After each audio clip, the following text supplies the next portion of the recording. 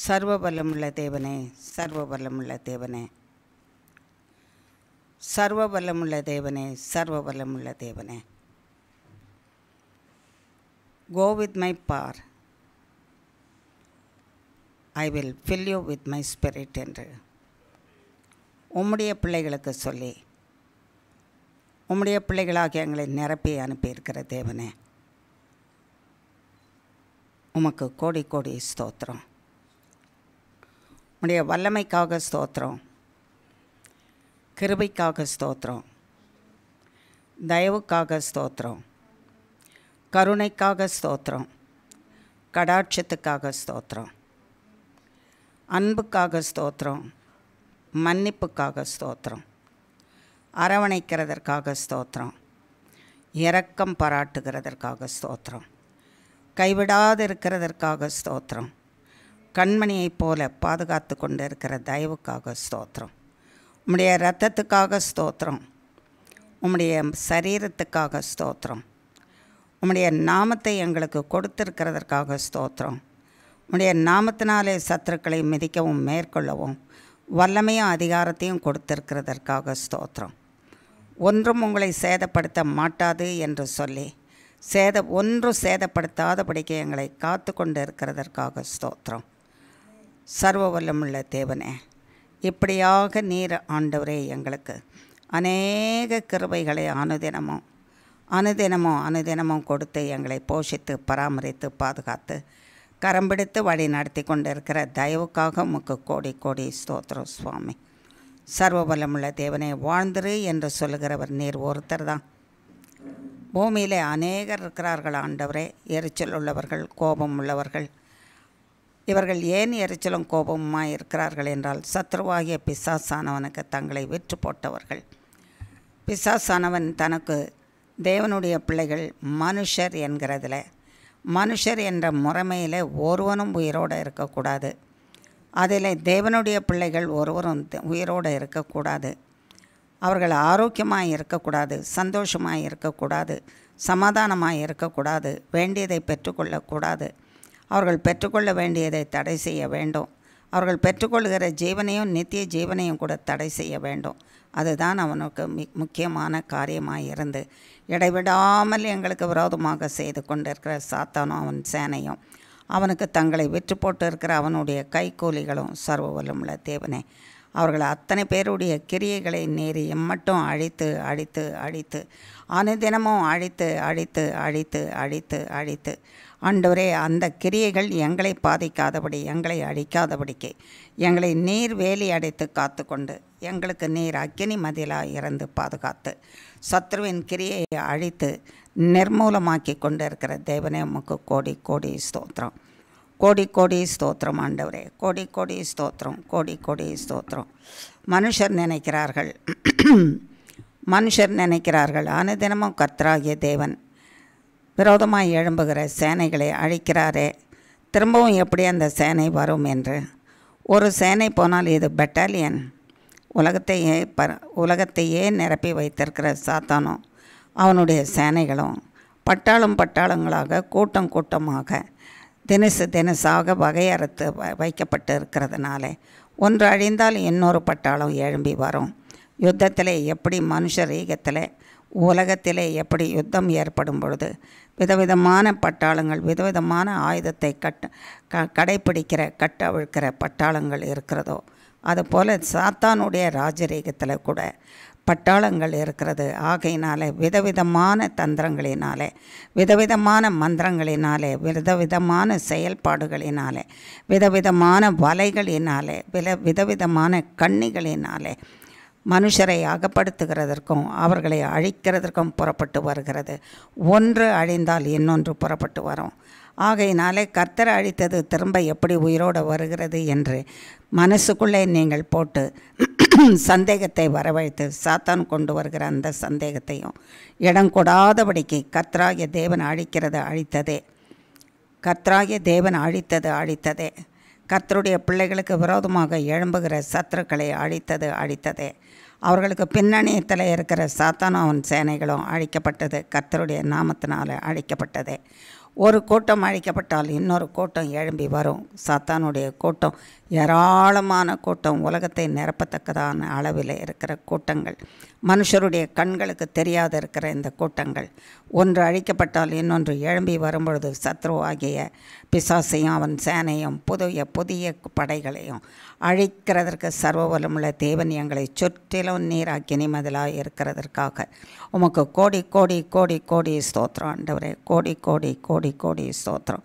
பயப்படாதே, நான் உன்னை விட்டு விலகுவதில்லை, நான் உன்னை கைவிடுவதும் இல்லை. Thank you Jesus, thank you Jesus, thank you Jesus, thank you Jesus. நீர் சொன்ன நல்ல மேலான வாக்குத்தத்தத்துக்காக ஸ்தோத்திரம் ஆண்டவரே. பயப்படாதே, எதற்கெல்லாம் நாங்கள் பயப்படுறோமோ உமக்கு தெரியும் சுவாமி. ஆண்டவரே, இருக்கிற மக்கள், வந்திருக்கிற மக்கள், ஆண்டவரே, கேட்டுக்கொண்டு இருக்கிற மக்கள், இந்த செய்தியை கேட்டுக்கொண்டு இருக்கிற மக்கள் அத்தனை பேரும் எதற்காக பயந்து கொண்டு இருக்கிறார்கள் என்பது உமக்கு தெரியும் சுவாமி. கர்த்தராகிய நீர் சொன்னீர், அப்பா பயப்படாதே, நான் உன்னோட கூட இருக்கிறேன். திகையாதே, நான் உன் தேவன், நான் உன்னை பலப்படுத்தி உனக்கு சகாயம் பண்ணுவேன். என் நீதியின் வலது கருத்தினாலே உன்னை தாங்குவேன். என் கிருபை உன்னை விட்டு விலகுவதில்லை. Thank you thank you Jesus, thank you Jesus. உமக்கு நன்றியோடு உம்மை துதிக்கிறோம்ப்பா. நன்றியோடு உம்மை துதிக்கிறோம் சுவாமி. கர்த்தாவே, எங்களை காக்கிற தெய்வமே, எங்களுக்கு நன்மை செய்கிற தெய்வமே, எங்களுக்கு விரோதமாக எழும்புகிற சேனைகளை அழிக்கிற தெய்வமே, அழித்த தெய்வமே, அழித்து கொண்டே இருக்கிற தெய்வமே, இனிமேலும் அழிக்கப் போகிற தெய்வமே, உமக்கு கோடான கோடி ஸ்தோத்திரம். பூமியில் வாழ்கிறதற்கு எங்களுக்கு நம்பிக்கையை உண்டு பண்ணினீரே ஸ்தோத்திரம். பயப்படாதே, நான் உன்னோட இருக்கிறேன்னு சொல்லி எங்களுக்கு நம்பிக்கையை உண்டு பண்ணினீரே உமக்கு ஸ்தோத்திரம். ஆண்டவரே, நீ பயப்படுகிற மனுஷர் கையில் நான் ஒப்பு கொடுப்பதில்லை என்று சொல்லியிருக்கிறீரே உமக்கு ஸ்தோத்திரம். பட்டயத்துக்கும் பஞ்சத்துக்கும் அழிவுக்கும் கொள்ளை நோய்க்கும் சத்ரு உட்புகுதலுக்கும் குடியோடி போகுதலுக்கும் நான் உங்களை தப்புவித்து காப்பேன் என்று சொன்ன சர்வ வல்லமுள்ள தேவனே, உமக்கு கோடி கோடி கோடி கோடி கோடி கோடி ஆனந்த கோடி ஸ்தோத்திரம் செலுத்துகிறோம். அங்கீகரித்து கொள்ளும் சுவாமி. இந்த நற்கிரியைகளை எல்லாம் செய்கிறவர் ஒருவராயிருந்து நீர் காரியங்களை செய்கிற தேவனாக இருக்கிறீரப்பா. ஒருவராயிருந்து, சர்வ வல்லமுள்ள தேவனே, நீர் ஒருவராயிருந்து எங்களுக்கு இவ்வளவு காரியங்களையும் நடப்பித்து எங்களை கைவிடாமல் பாதுகாத்து கொண்டு இருக்கிறீர். கோடி கோடி ஸ்தோத்திரம். கோடி கோடி கோடி கோடி கோடி கோடி கோடி கோடி கோடி கோடி கோடி கோடி ஆனந்த கோடி ஸ்தோத்திரம் செலுத்துகிறோம். அங்கீகரித்து கொள்வீராக. சர்வ வல்லமுள்ள தேவனே, அப்படியே அப்பா பிதாவே, இந்த நாளிலும் இந்த நேரத்திலிருந்து இந்த ஆண்டவரே, இந்த ஆராதனை உம்மை துதிக்கிற ஆராதனை, உம்மை ஸ்தோத்திரிக்கிற ஆராதனை, உம்மை புகழ்ந்து பாடுகிற ஆராதனை, உம்முடைய சமூகத்தில் உட்கார்ந்திருந்து உம்முடைய வார்த்தையை கேட்டு நாங்கள் உம்மை ஆராதிக்கிற இந்த ஆராதனை, நாங்கள் உம்மோட கூட இடைப்பட்டு கொண்டு இருக்கிற இந்த வேலை ஆண்டவரே, தொடக்கத்திலிருந்து முடிவு பரியந்தமும் நீர் எங்களோட கூட இருப்பீராக. எங்களை விட்டு விலகாதிருப்பீராக. எங்களுடைய எண்ணங்களை ஒருமுகப்படுத்தி வைப்பீராக. எங்கள் எண்ணங்களும் சிந்தைகளும் இயேசு கிறிஸ்துவோடு கூட ஐக்கியமாக இருக்க கிருபை செய்வீராக. பரிசுத்த ஆவியானவர் பேசுகிற சத்தத்தை கேட்டு எங்கள் செவிகளிலே கேட்டு அது செவிகளுக்குள்ளே தங்கியிருக்கவும் ஆண்டவரே, அது மூளைக்குள்ளாக கடந்து வந்து எங்கள் ஞாபக சக்தியிலே தங்கியிருக்கவும், அந்த வார்த்தையானது ஆண்டவரே ஜீவனுள்ள தேவனுடைய ஜீவனாக இருக்கிறதுனாலும், ஜீவனுள்ள தேவனுடைய ஆவியானவராக இருக்கிறதுனாலும், எங்களோடு கூட எங்கள் உச்சந்தலையிலிருந்து உள்ளங்கால் பரியந்தம் இருக்கிற உள்ளுறுப்பு வெளியுறுப்புகளிலே தங்கி தரித்திருந்து எங்களை வழி நடத்துவீராக. உம்முடைய வார்த்தை வழி நடத்துவதாக. Thank you Jesus. உம்முடைய வார்த்தை வழி நடத்துவதாக. எங்களுக்கு ஆலோசனை கொடுப்பதாக. உம்முடைய வார்த்தை பாதுகாத்து கொள்வதாக. உம்முடைய வார்த்தையே ஜீவன். உம்முடைய வார்த்தையே பரிசுத்த ஆவியானவர். எங்களை வழி நடத்துவீராக. எங்களோட பேசுவீராக, பலப்படுத்துவீராக. உச்சி முதல் உள்ளங்கால் பரியந்தம் இருக்கிற சகல உள்ளுறுப்பு வெளியுறுப்புகளுக்கு ஆரோக்கியத்தை கொடுத்து பலப்படுத்தி சீர்படுத்தி சிறப்படுத்தி நிலைநிறுத்தி கைவிடாமல் காத்து கொள்வீராக. உம்முடைய ஆவியானவரும் ஜீவனும் உம்முடைய வார்த்தையும் ஆண்டவரே எங்களை இப்படியாக சீர்படுத்தி நிலைநிறுத்துகிறதற்காக ஸ்தோத்திரம். நீர் பேசி எங்களை நிலைநிறுத்துவீராக. வாரும் பரிசுத்த ஆவியானவரே, நீர் பொறுப்படுத்திக் கொள்ளும். நீர் இப்பொழுது எங்களோட பேசும். சர்வ வல்லமுள்ள தேவனே, பரிசுத்த ஆவியானவரே, நீர் வாரும். நீர் மூடிக்கொள்ளும். மனுஷர் அல்ல. மனுஷனிடத்திலிருந்து ஒரு நன்மையும் புறப்பட்டு வருவதில்லை ஆண்டவரே. ஒரு மனுஷனும் ஒரு நன்மையும் செய்யவும் அறியான். ஒரு நன்மை இன்னது என்பதையும் தெரிந்து கொள்ள முடியாதவர்களாக இருக்கிறோம். ஆகையினாலே நன்மையானவைகளை எங்களுக்கு கற்பித்து நன்மையானவைகளை எங்களுக்கு போதிக்கிற சர்வபலமுள்ள தேவனாகிய நீர் இறங்கி வருவீராக. உம்முடைய இரத்தத்தினாலே எங்கள் ஒவ்வொருவரையும் மூடிக்கொள்வீராக. உள்ளங்காலிலிருந்து உச்சந்தலை பரியந்தமும் உச்சந்தலையிலிருந்து உள்ளங்கால் பரியந்தமும் சர்வபலமுள்ள தேவனே உம்முடைய இரத்தமாகிய அக்கினி எங்களை மூடிக்கொள்வதாக. பரிசுத்த ஆவியானவரை இறங்கி வருவீராக. நீர் பேசுவீராக, நாங்கள் கேட்போமாக. சர்வபலமுள்ள தேவனே நீர் பேசுவீராக, நாங்கள் கேட்டு அதன்படி நடக்க வாழ கிருபை செய்வீராக. உம்முடைய கரத்தில் கொடுக்குறோம், பொறுப்படுத்திக்கொள்ளோம். வாரும் பரிசுத்த ஆவியானவரே, நீரும் நானும் நாங்களுமாக பிதாவாகிய தேவனையும் குமாரனாகிய கிறிஸ்துவையும் பரிசுத்த ஆவியானவராகிய உம்மையும் மகிமைப்படுத்துவோமாக. இயேசு கிறிஸ்துவின் மூலம் ஜெபிக்கிறோம் பிதாவே. ஆமேன், ஆமேன், ஆமேன். சத்தமாகவே கேட்கலையே? ஆமேன், ஆமேன். வாங்க. Very good.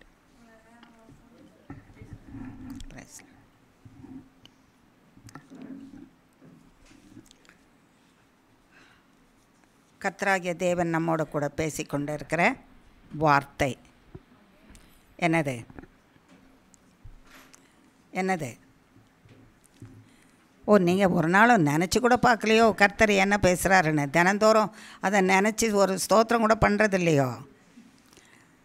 ஆகையினால தான் பெற்றுக்கொள்ளாமல் இருக்கிறோம். இங்கே இருக்க விஷயம் தினந்தோறும் சொன்னால் தானே அது ஞாபகத்தில் இருக்கும். பிள்ளைங்க என்ன செய்கிறாங்க? தாய்மார்கிட்ட தகப்பன்கிட்ட போய் நீங்கள் சொன்னீங்களே, வாங்கித்தரேன்னு சொன்னீங்களே, நான் வரேன்னு சொன்னீங்களே, நீங்கள் வாங்கித்தரேன்னு சொன்னீங்களே, அதை செய்யுங்க. தினந்தோறும் கேட்டுக்கிட்டே இருப்பாங்க. கேட்பாங்களா இல்லையா? ஆமாம். சில நேரம் அந்த தாய்மாருக்கும் தகப்பன்மாருக்கும் உபத்திரவமாக இருக்கும். சொல்லப்பா, தெரியாத சொல்லிட்டேன், இது உபத்திரவப்படுத்தி எடுக்குது, இதை வாங்கி கொடுத்தா தான் எனக்கு என்னவாக இருக்கும்? எனக்கு நிம்மதியாக இருக்கும். வாங்கி கொடுத்துட்டா அவங்களுக்கு நிம்மதி, நான் செய்துட்டா வாங்கி கொடுத்துட்டா எனக்கும் நிம்மதி. அப்படி நினைக்கிறாங்க இல்லையா? கேட்காத வரைக்கும் உனக்கு செய்வேன்னு சொன்ன உடனே கேட்காத இருக்கிற வரைக்கும் கர்த்தராகிய தேவன் என்ன சொல்வாராம்? தேவையில்லை, மிதப்பில் இருக்கிறாங்க. எப்படி இருக்காங்க? மிதப்பில் இருக்கிறாங்க. அது மிதந்துட்டு இருக்கிறாங்க. அவங்களுக்கு ஒன்றும் தேவையே கிடையாது. ஆகையினால தான் என்னை நோக்கி என்ன கேட்குறதில்ல, நீங்கள் சொன்னீங்களே ஆண்டவரேன்னு உங்கள் வார்த்தையை கொண்டாவது எனக்கு இதை செய்யுங்கன்னு கேட்குறதுக்கு மறந்து போகிறீங்க. வாக்குதத்தம் அதை தியானிக்கிறோம். ஒவ்வொரு வாரமும் அதை தியானிக்கிறோம். அடுத்த முறை வரும்பறையும் தியானிக்கிறோம். வருஷம் பூரா தியானிக்கிறோம். ஆயுசு காலம் முழுசும் நம்ம தியானிக்கிறோம்.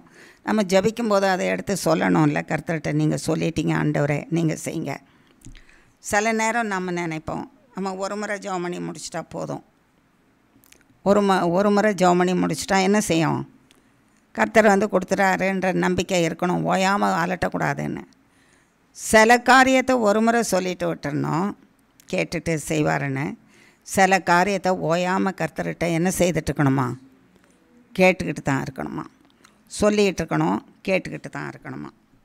பார்க்கலாமா? அப்படி நம்ம கேட்குறது நியாயந்தானா, இல்லை கேட்குறது நியாயந்தானா, சரி இல்லையா அப்படிங்கிறத நம்ம வேதத்துலேருந்தே பார்த்துடலாம் இல்லையா? ஏன்னா ஆண்டி சொல்கிறாங்க, மனுஷர் தானே, தேவன் சொன்னால் சத்தியம் தானே, தேவன் சொன்னால் கூட கேட்க மாட்டோமா? ஓ, நாங்களாம் என்ன சாமர்த்தியம் தெரியுமா, மனுஷர் சொன்னாலும் கேட்க மாட்டோம், தேவன் சொன்னால் கூட நாங்கள் கேட்க மாட்டோம். எங்கள் இஷ்டப்படியே நாங்கள் நடப்போம்.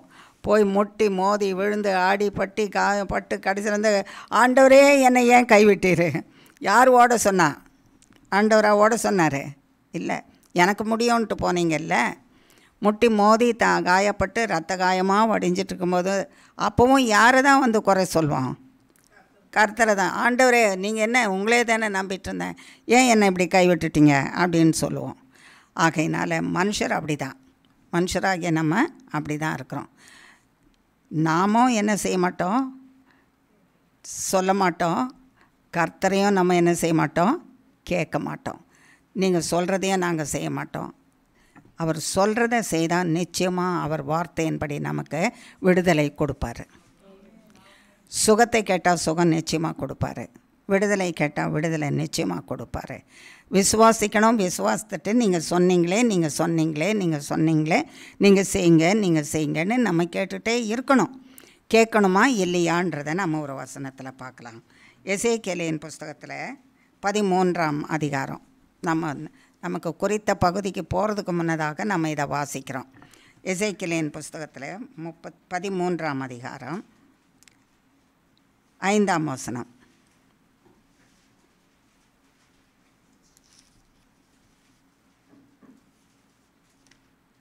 வாசிமா.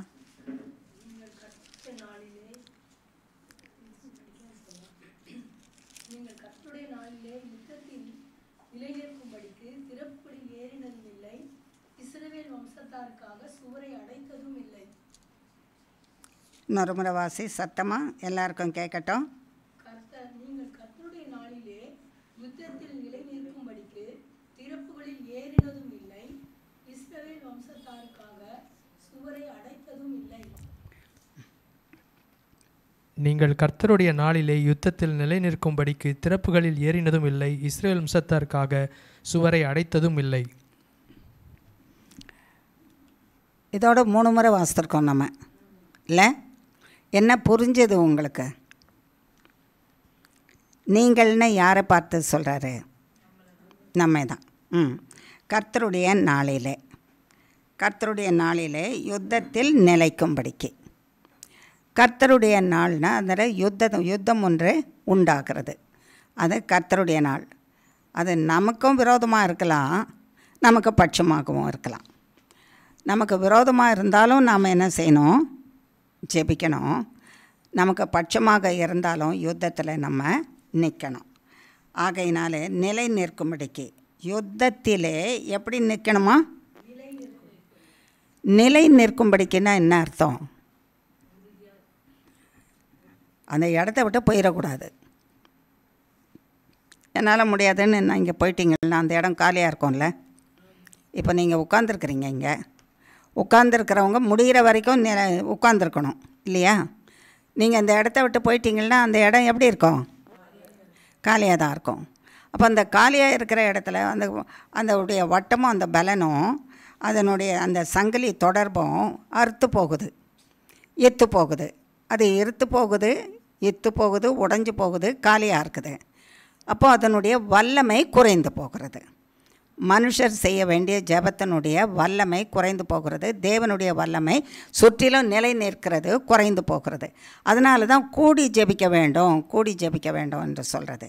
ஆனால் இந்த இடத்துல பாருங்கள், கர்த்தராகிய தேவன் சொல்கிறது, யுத்த நாளிலே, கர்த்தருடைய நாளிலே யுத்தத்திலே நிலை நிற்கும்படிக்கு திறப்புகளில் ஏறினதும் இல்லை, இஸ்ரவேல் வம்சத்தாருக்காக சுவரை அடைத்ததும் இல்லை.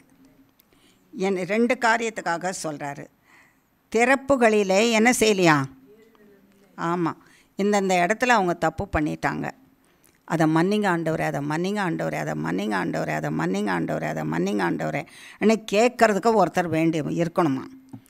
அவங்க கேட்கலைன்னா இப்போ நம்ம கேட்குறோம், மன்னிங்க ஆண்டவரே, மன்னிங்க ஆண்டவரேன்னு கேட்டுக்கிட்டே இருக்கிறோம்.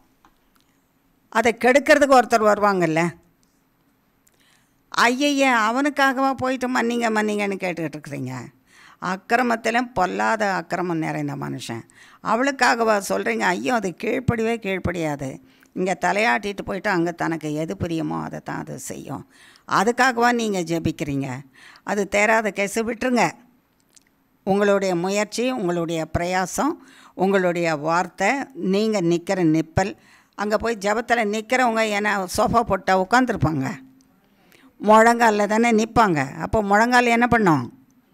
வலிக்கும். அதனால் உங்கள் முழங்கால்களை ஏன் நீங்கள் வருத்தப்படுத்திக்கிறீங்க? உங்கள் குரல்களை ஏன் நீங்கள் இழந்து போகிறீங்க? உங்கள் கண்ணீரை ஏன் நீங்கள் கர்த்தரை நோக்கி சிந்துறீங்க?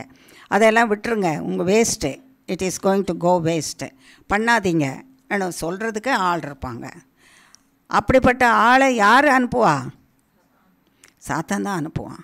ஏன்னா அந்த இடத்துல அந்த காலியாக ஆக்கிடணும். ஜெபிக்கிறவங்க அந்த இடத்துல இருக்கக்கூடாது. இல்லாமல் போயிட்டால் அந்த இடம் காலியாக இருக்கும். அப்போ அந்த இடத்துல யார் வந்து இருப்பான்? சாத்தான் வந்திருப்பான். அவங்களுக்கு விரோதமாக செய்துட்ருப்பான். இவங்க ஜெபிக்கிறதுக்கு யாருமே இல்லைன்னா கூடவே இருந்துக்கிட்டு கத்தியை எடுத்துக்கிட்டு என்ன பண்ணிகிட்ருப்பான்? வெட்டிக்கிட்டே இருப்பான். அவனை தான் நம்ம கூப்பிட்டு உட்கார வச்சுக்கணும். அதனால தான் கர்த்தர் சொல்கிறாரா, திறப்பில் நிற்கிறதுக்கு ஒரு கூட்டம் இருக்குது. அதில் எல்லாரும் ஒரு வீடு இருக்குது, வீடு உடஞ்சி போச்சுது, ஒரு சோறு விழுந்துருச்சானா யார் வேணால் உள்ளே வரலாம். அதை அடைக்கணும். அதை அடைக்கிறதுக்கு வேண்டியதை நம்ம பார்க்கணும். அதுபோல் மனுஷருடைய வாழ்க்கையில் குடும்பத்தில் பிரச்சனைகள் வரும்போது ஒரு இடத்துல ஒரு பெரிய பிரச்சனை வருதுன்னா அது இடிஞ்சு போச்சு, அந்த இடம் பாதுகாக்கப்பட வேண்டிய இடம், அந்த இடத்துல ஜெபிக்கிறவங்க அங்கே போய் நிற்கணுமா. குடும்பத்தில் இருக்கிறவங்களும் நிற்கணும், சின்னவங்களும் நிற்கணும், பெரியவங்களும் நிற்கணுமா. நேற்று ஒரு சகோதரி பேசிகிட்டு இருக்கும்போது சொன்னாங்க, வீட்டுக்கு வாலிப தம்பி ஒருத்தன் 18 வயசு இருக்கும், 19 வயசு இருக்கும். வீட்டுக்கு வரும்போது என் மம்மின்னு தேடிட்டு வந்தால் மம்மி அங்கே காணோம், அவங்க டேடி அங்கே இருக்காங்க, சத்தம் போடாதரா மம்மி சிக்காக இருக்கிறாங்க. இது என்ன டேடி மம்மி சிக்காக இருக்கிறாங்கன்னு கேட்டுக்கிட்டே உள்ளே போயிருக்கிறான். கை கால் முகம்லாம் கழுவிட்டு வாப்பா நம்ம சாப்பிட்லான்னு 2 பேரும் தட்டில் சாப்பாடெல்லாம் போட்டு வச்சுட்டாங்க. டைனிங் டேபிளில் உட்காந்து சாப்பிட போகிறாங்களாம். அந்த நேரத்தில் நீங்கள் ஏன் டேடி இதை சாப்பிடலைன்னா எனக்கும் உடம்பு சரியில்லை. இது என்னது இது? மம்மிக்கு அங்கே உடம்பு சரியில்லை, உங்களுக்கு இங்கே உடம்பு சரியில்லை, இப்படியா இருப்பீங்க? ஏன் இப்படி நீங்களும் சிக்காக இருக்கிறீங்க, என்ன நடக்குதுங்க? வாங்க நம்ம போய் ஜெபம் பண்ணலாம். சாப்பாடை எடுத்து அப்படியே கொண்டு போய் ஃப்ரிட்ஜில் வச்சுட்டு வாங்க எழுந்து வாங்கன்னா அவங்க டேடி கையை பிடிச்சி கூட்டிகிட்டு வந்து அவங்க அம்மாவோட சேர்ந்து, கர்த்தாவே எங்களுக்கு சுகம் கொடுங்க, where we have gone wrong forgive us. அருமையான ஜெபம் இல்லை? நாங்கள் எங்கே தப்பு செய்தோமோ அந்த இடத்துல எங்களை என்ன பண்ணுங்க, மன்னிங்க. எவ்வளோ அது என் உள்ளத்தை ரொம்ப தொட்டது அந்த வார்த்தை.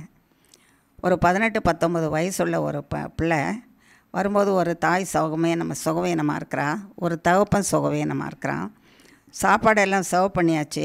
அந்த பிள்ளைக்கு இஷ்டமானது தான் செய்து வச்சுருக்காங்க. அது ஹாஸ்டலில் படிக்குது, அது வருது வீட்டுக்கு வர்றதுனால அதுக்கு பிரியமானதெல்லாம் சிக்கனில் பல விதமெல்லாம் செய்து வச்சுருக்காங்க. நல்லா சர்வ் பண்ணி சாப்பிட்றதுக்கு உட்காந்துருக்குது. சாப்பிட்றதுக்கு சாப்பாடு எடுத்து கையில் வைக்குது வாய்க்குள்ளே. அந்த தட்டில் இருக்கிற சாப்பாடு அப்பாவுடைய தட்டில் இருக்கிறது பத்திய சாப்பாடாட்டம் தெரியுது. என்ன டேடி இது எனக்கு மட்டும் இப்படி சர்வ் பண்ணியிருக்கீங்க, உங்களுக்கு ஏன் இல்லை, நீங்கள் ஏன் இப்படி பத்திய சாப்பாடாட்டம் வச்சுருக்கிறீங்க? எனக்கு கூட சுகம் இல்லைப்பா, எனக்காவது இப்படி நடமாட முடியுது, மம்மிக்கு அது கூட முடியல, படுத்துருக்குறாங்க. இது என்ன நடக்குது இங்கே? 2 பேரும் ஏன் இப்படி சிக்காக இருக்கிறீங்க, ஏன் இப்படி இருக்கிறீங்க, என்ன நடக்குது? இந்த சாப்பாடு இருக்கட்டும், ஒன்று எடுத்து கொண்டு போய் உடனே ஃப்ரிட்ஜுக்குள்ளே வச்சு மூடிட்டு வாங்க நம்ம போய் ஜெபம் பண்ணலாம், நம்ம கைப்பிடிச்சி ஜெபம் பண்ணலாம். கர்த்தாவே நாங்கள் எங்கே தப்பு பண்ணிட்டோமோ அங்கே எங்களை மன்னிங்க. நல்லதான் சத்தமாக சொல்லுங்களேன். நம்ம சொல்லியிருக்கிறோமா? அடுத்தவங்க நம்ம வீட்டில் சுகமாக இருந்தால் சுகவீனமாக இருந்தால் அப்படி சொல்லியிருக்கிறோமா? கரிசனை இருக்குதா? சொன்னால் நல்லது, சொல்லாதவங்க பண்ண தப்புக்கு அனுபவிக்கிற. எத்தனை பேர் சொல்கிறோம்ல, நீ பண்ண தப்புக்கு நீ அனுபவிக்கிற, அனுபவி. நாளைக்கு உனக்கும் ஒன்று வரும். கர்த்தர் என்ன சொல்வார், நீ அவங்களுக்கு என்ன சொன்னியோ அதையே நான் உனக்கு சொல்ல வைப்பேன். உன் வீட்டார் என்ன சொல்லுவாங்க, நீ பண்ண தப்புக்கு நீ அனுபவிச்சிட்டு போ அப்படின்னு சொல்லுவாங்க. அருமையான மக்களே, கர்த்தருடைய கரிசனை தப்பு செய்தவங்க மேலேயும் இருக்குது. நாங்கள் எந்த இடத்துல தப்பு செய்துட்டோமோ அந்த இடத்த எங்களுக்கு மன்னிங்க. அந்த எண்ணத்தை ஒரு சின்ன வாலிபத்துக்குள்ளே வளர்ந்து வர்ற ஒரு மகனுக்குள்ளே கர்த்தர் போட்டிருக்காருன்னா கர்த்தருக்கே ஸ்தோத்திரம். அந்த வாழ்வில் அந்த பிள்ளை கடைசி கால பரியந்தம் அவன் நித்திய ஜீவனுக்குள்ளே பிரவேசிக்கும் பரியந்தம் நிலைத்திருப்பானாக என்று இயேசு கிறிஸ்துவின் நாமத்தினாலே வாழ்த்துக்கிறேன். நம்ம அப்படி இருக்கிறோமா? நம்ம வீட்டாரே இல்லைன்னாலும் நமக்கு ஒருத்தர் சுகவீனமாக இருக்கிறேன்னு ஜெபம் பண்ணுறாங்க, என் பிரச்சனை இதுவாக இருக்குது அப்படின்னு ஜெபம் பண்ணுறாங்க. நம்ம என்ன செய்கிறோம்? பிரச்சனை எதுவாக இருக்குதுன்னா, ஆமாம் எனக்கு தெரியுமே, நீ இப்படி தான் பண்ணியிருப்ப, உன் வாயை வச்சுட்டு சும்மா இருந்தால் நல்லா இருந்திருக்கும், உன் காலை வச்சுட்டு சும்மா இருந்தால் நல்லாயிருக்கும், ஏன் காலை வச்சுட்டு ஏன் சும்மா இருக்கக்கூடாது, வேண்டாத இடத்துக்கு போகிறது, வாயை வச்சுட்டு ஏன் சும்மா இருக்கல, நீ வாயை வச்சுட்டு வேண்டாததை பேசினேன், கையை வச்சுட்டு நீ சும்மா இருந்தால் நல்லா இருந்திருக்கும், ஏன் கை நல்லா இல்லை, கை வேண்டாத காரியத்தை செய்தது. எது வரைக்கும் சொல்லிகிட்ருப்போம்? நம்ம மறிக்கிற வரைக்குமா? நம்ம நித்திய ஜீவனுக்குள்ளே போகிற வரைக்குமா? இல்லை அவங்க மறித்து போகிற வரைக்குமா? இல்லை. கர்த்தர் சிலுவையில் என்ன கேட்டாரா? என்ன கேட்டாராம் பிதாவின் இடத்துல? சத்தமாக தான் சொல்லுங்களேன். என்னமோ தப்பான வார்த்தையை கர்த்தர் பேசிட்ட மாதிரி, ஐயோ தப்பான வார்த்தையை ஏசாமி பேசிட்டாரு, அதை எப்படி நான் சொல்லுவேன் அப்படின்னு பயந்து சொல்கிற மாதிரி சொல்கிறீங்களே. தப்பாக சொல்ல முடியாது. சிலுவையில் சொன்ன வார்த்தை நல்லா தெரிஞ்சிருக்கணுமே உங்களுக்கு. என்ன வார்த்தையை சொன்னார் சிலுவையில்? முதல்ல சிலுவை மரத்தில் இருக்கும்போது அதுதான். அது எப்படி நம்ம தப்பாக சொல்ல முடியும்? சொல்ல முடியாது. முதல் வார்த்தை சிலுவையில் ஏசாமி சொன்ன வார்த்தையே மன்னியும் பிதாவே இவர்களுக்கு மன்னியும். யார் மன்னிக்கணுமோ அவர் மன்னிக்கணும். யார் மன்னிக்கணுமோ அவர் மன்னிக்கணும். யார் மன்னிக்கணுமா? பிதா மன்னிக்கணுமா? அதனால் பிதாவே இவர்களை மன்னிச்சிடுங்கன்னு சொன்னாராம். அவர் சொன்னது, அவர் திறப்பில் நின்னாராமா. இங்கே வந்து திறப்பில் மனுஷரை வந்து அழிவில் நின்றுட்டுருக்குறாங்க. ஏசாமியை கொல்றாங்க, ஜீவ அதிபதியை கொல்றாங்க, சிருஷ்டிகர்த்தரை கொல்றாங்க. அவங்க பாவத்தை மன்னிக்கிறதுக்காக அவர் சிலுவையில் இருக்கிறாரு. அவர் திறப்பில் நின்னாராம். அவர் திறப்பில் நிற்கலைன்னா எல்லாரும் பாவத்தில் மறித்து கர்த்தருடைய சந்நிதியை விட்டு நரகத்தில் தான் போய் அழிந்து முற்றிலுமாய் ஜீவகாலம் முழுவதும் வேதனைப்பட்டு கொண்டு இருந்திருப்போமா. அவரை சிலுவையில் அறைந்த நேரத்தில் இருந்து அவர் அந்த வார்த்தையை சொல்லாதபடிக்கே அவர்கள் எத்தனையான வசை சொல்ல ஏசாமியின் இடத்துல பேசினாலும் அந்த சொல்லை கேளாதபடிக்கு பிதாவே இவர்களுக்கு மன்னியும். நீ தேவனுடைய குமாரன்னா இறங்கி வாடா, நான் வந்துட்டேன்னா உன் கதி அவ்வளோதானடா. நான் இறங்கி வர்றது தட் ஈஸி. இப்படி பண்ணிட்டா என்ன செய்கிறோம்? நான் இறங்கி வந்துடுவேன். உன் கதி என்ன? அதோ கதி. எந்த கதியில் போயிருப்ப? நரகத்தில் இருப்ப. உன்னை யார் மீட்டுக்கொள்வா? அதுக்கு பிறகு நான் தேவனுடைய குமாரனாக இருக்கிறனால தான் உன்னை நரகத்திலேருந்து மீட்கிற வரைக்கும் நான் திறப்பில் நின்று அதே வார்த்தையை சொல்லிகிட்ருக்கிறேன். இவன் என்ன சொன்னாலும் தேவனே பிதாவே இவர்களுக்கு மன்னியும், இவங்க செய்கிறது என்னதுன்னு தெரியாமல் இருக்குதுன்னு சொன்னாங்க. அதுதான் திறப்பில் நிற்கிறது.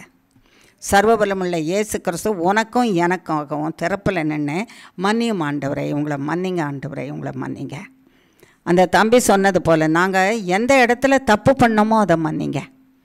ரொம்ப அருமையாக இருந்தது அந்த வார்த்தை. எனக்கு ரொம்ப டச் பண்ணுச்சு, என் உள்ளத்தை டச் பண்ணது. ஆண்டவரே, நாங்கள் எந்த இடத்துல தப்பு பண்ணிட்டோம், எந்த இடத்துல தப்பு பண்ணதுனால நாங்கள் இந்த கஷ்டத்தை அனுபவிச்சிட்ருக்குறோம், இந்த சுகவீனம் வந்திருக்குது, இந்த பிரச்சனைக்குள்ளே நாங்கள் போயிட்டுருக்குறோம், அந்த இடத்துல அந்த தப்பிதத்தை எங்களுக்கு மன்னியும். இன்றைக்கி சொல்லாமா? நம்ம சொல்லாமா எல்லாரும்? நான் கூட நிறைய பேருக்கு கஷ்டப்படும் போது அவங்க படட்டும், அவங்க பண்ண கஷ்டத்துக்கு, பண்ண தப்புக்கு, அவங்க பண்ணின காரியத்துக்கு, அவங்க பண்ண பொல்லாத வழிக்கு அவங்க படுறது கஷ்டம் நல்லதுன்னு சொல்லியிருக்கிறேன் நான். நாளைக்கு ஒரு நேரம் வரும், கர்த்தரே பார்த்து நீ கஷ்டப்பட்டுட்டு இருக்கும்போது ஆண்டவரே நான் கஷ்டப்படுறேன்னா நீ கஷ்டப்படுறது நல்லது தான்மா. ஏன்னா நீ அப்படி தானே மற்றவங்களுக்கு சொன்னேன். ஒருத்தருக்காக கூட கஷ்டப்படுறவங்களுக்கு விடுவின்னு நீ சொல்லவே இல்லையே, அவங்களுக்காக நீ நிற்கவே இல்லையே. அவங்கள காப்பாற்றிடுங்க ஆண்டவரே, அவங்க தப்பு பண்ணியிருந்தாலும் மன்னிச்சிடுன்னு நீ ஜெபிக்கவே இல்லையே. ஆகையினால நீ எதை விதைச்சியோ அதையே நான் உனக்கு என்ன செய்கிறேன்? திரும்ப கொடுப்பேன். அது ஒரு மடங்கு வராது. நீ விதைச்சது ஒரு லிட்டர் விதைச்சிருக்கிற விதையை நீ விதைச்சேன்னா அது உனக்கு 10,000 லிட்டர் கொண்டாடும் பலனை. அப்போ அவ்வளோ தீமையை நீ தான் விதைச்சி, நீ தான் வாங்கியிருக்கிற. உனக்கு கர்த்தர் செய்யலை, உனக்கு நீயே விதைச்சிருக்கிறேன்னு. அப்படி ஒரு தருணம் வரும்போது நம்மை கைவிட்டுருவாரே. ஆமாவா இல்லையா? சொல்லாமல் நாங்கள் செய்யலை ஆண்டவரே, சில காரியத்தை செய்யாமல் விட்டுட்டோம். நீங்கள் சொன்ன வார்த்தையை நினச்சி பார்க்குறது கூட எங்களுக்கு நேரம் இல்லை. 15 நாளுக்கு மேலே ஆயிடுச்சு, ஒரு நாள் கூட நாங்கள் நினச்சி பார்க்கல. எத்தனை மணி நேரம் இருந்தது? ஆண்டவரே, நீங்கள் சொன்னீங்களே இந்த வார்த்தையின்படி எங்களை மன்னிப்பேன்னு சொன்னீங்களே, இந்த வார்த்தையின்படி சீர்படுத்துவேன்னு சொன்னீங்களே, இந்த வார்த்தையின்படி உங்களுக்கு நற்சீரை கொடுப்பேன்னு சொன்னீங்களே, இந்த வார்த்தையின்படி பழைய தீமைகளையெல்லாம், உங்களுக்குள்ளே வந்திருக்கிற தீமைகளையெல்லாம் நான் அழிப்பேன்னு சொன்னீரேன். இன்னும் நினச்சி பார்க்குறதுக்கு கூட என்ன இல்லை? நேரம் இல்லை. காலங்கள் என்ன, எத்தனை நாட்கள்? ஒரு நாளில் 24 மணி நேரம் இருக்குன்னா 8 மணி நேரம் கழிச்சிருங்க. 8 மணி நேரத்தை கழிச்சிடும். எஞ்சி உள்ள நேரத்தில் ஒரு நேரம் கூட தேவனுடைய பாதத்தில் போய் இருந்து சொல்கிறதுக்கு நமக்கு ஞாபகப்படுத்துறதுக்கு நேரம் இல்லை.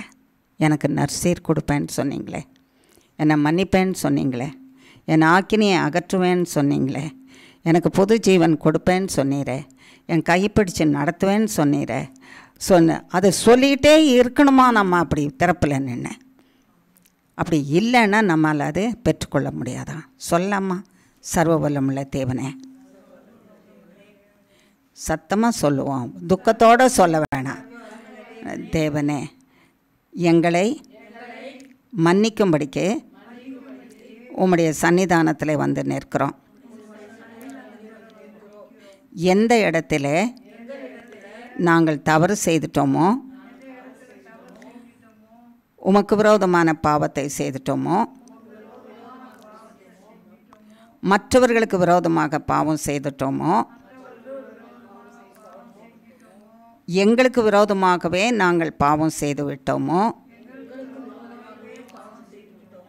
அவைகள் எல்லாவற்றையும் சிலவற்றை தெரிந்தே செய்திருக்கிறோம், சிலவற்றை தெரியாமலே செய்திருக்கிறோம். அவைகளை மன்னியும் என்று கேட்கவும் மறந்து போனோம், அசட்டையாக இருந்துட்டோம். மற்றவர்களுக்கு செய்ததையும் மற்றவர்களுடைய பிரச்சனைக்கும் நாங்கள் ஜெபிக்கவும் மன்னிக்க கேட்கவும் மறந்தும் விட்டோம், அசட்டையாகவும் இருந்துட்டோம். எங்களை மன்னிப்பீராக. இயேசு கிறிஸ்துவின் இரத்தத்தை ஊற்றி எங்களை மன்னிப்பீராக. இயேசு கிறிஸ்துவின் இரத்தத்தை ஊற்றி எங்களை மன்னிப்பீராக. இயேசு கிறிஸ்துவின் இரத்தத்தை ஊற்றி எங்களை மன்னிப்பீராக. இயேசு கிறிஸ்துவின் இரத்தத்தை ஊற்றி எங்களை மன்னிப்பீராக. இயேசு கிறிஸ்துவின் இரத்தத்தை ஊற்றி எங்களை மன்னிப்பீராக. இயேசு கிறிஸ்துவின் இரத்தத்தை ஊற்றி எங்களை மன்னிப்பீராக. இயேசு கிறிஸ்துவின் இரத்தத்தை ஊற்றி எங்களை மன்னிப்பீராக. எங்களை பரிசுத்தப்படுத்துவீராக. உம்முடைய பிள்ளைகளாக்குவீராக. எங்களை பலப்படுத்துவீராக, சீர்படுத்துவீராக, ஸ்திரப்படுத்துவீராக, நிலைநிறுத்துவீராக, கைவிடாதிருப்பீராக, நன்மையும் கிருபையும் செய்வீராக. எங்களை விட்டு பிரியாதிருப்பீராக. எங்களை உம்மோடு கூட உம்முடைய செட்டைகளின் மறைவிலே வைத்து குணமாக்குகிற தழும்புகள் என்ற அடைக்கல பட்டணத்துக்குள்ளே எங்களை வைத்து காத்துக்கொள்ளும். இயேசு கிறிஸ்துவின் மூலம் ஜெபிக்கிறோம் பிதாவே. ஆமேன், ஆமேன், ஆமேன். கர்த்தர் கேட்டிருப்பாரா அந்த ஜெபத்தை? இன்னைக்கூட விட்டுடலாமா? தப்பு செய்கிறத விட்டுடலாம், ஜெபிக்கிறத இன்னைக்கோட முடிச்சா. நான் பண்ணிட்டேன், இந்த நேரத்தில் இந்த நேரம் பேசிக்கிட்டே இருக்கணும், அனுதினமும் பேசணும். ஒரு திறப்பின் சுவர்னு கர்த்தர் எதை சொல்கிறாருன்னா, ஒரு கோட்டை சுவர் இருக்குதுன்னு வச்சுப்போம். ஒரு காம்பவுண்ட், நம்ம வீடுகளில் வந்து காம்பவுண்ட் சுவர் கட்டியிருக்கிறோம். அதில் ஒரு இடத்துல இடிஞ்சு விழுந்துருச்சுன்னா அந்த இடம் காலியாக இருக்கும் இல்லையா? வெளியில் இருக்கிறது எது வேணாலும் உள்ளே வரும். அந்த கல் வாங்கி அதுக்கு கொத்தனார் வந்து அந்த கல் எல்லாம் வச்சு அதை கட்டும் பரியந்தோம். அந்த கேப்புக்கு அந்த இடையில ஒரு அந்த வீட்டு சொந்தக்காரர் போய் நின்றுக்கிறாராம். அப்படி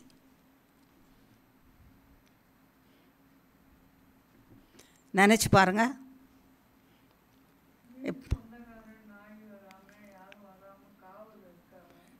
உட்காந்து காவல் காக்கலையா? ஏறலை, அதில் நிற்கலைன்னு சொல்கிறாரு கர்த்தர்.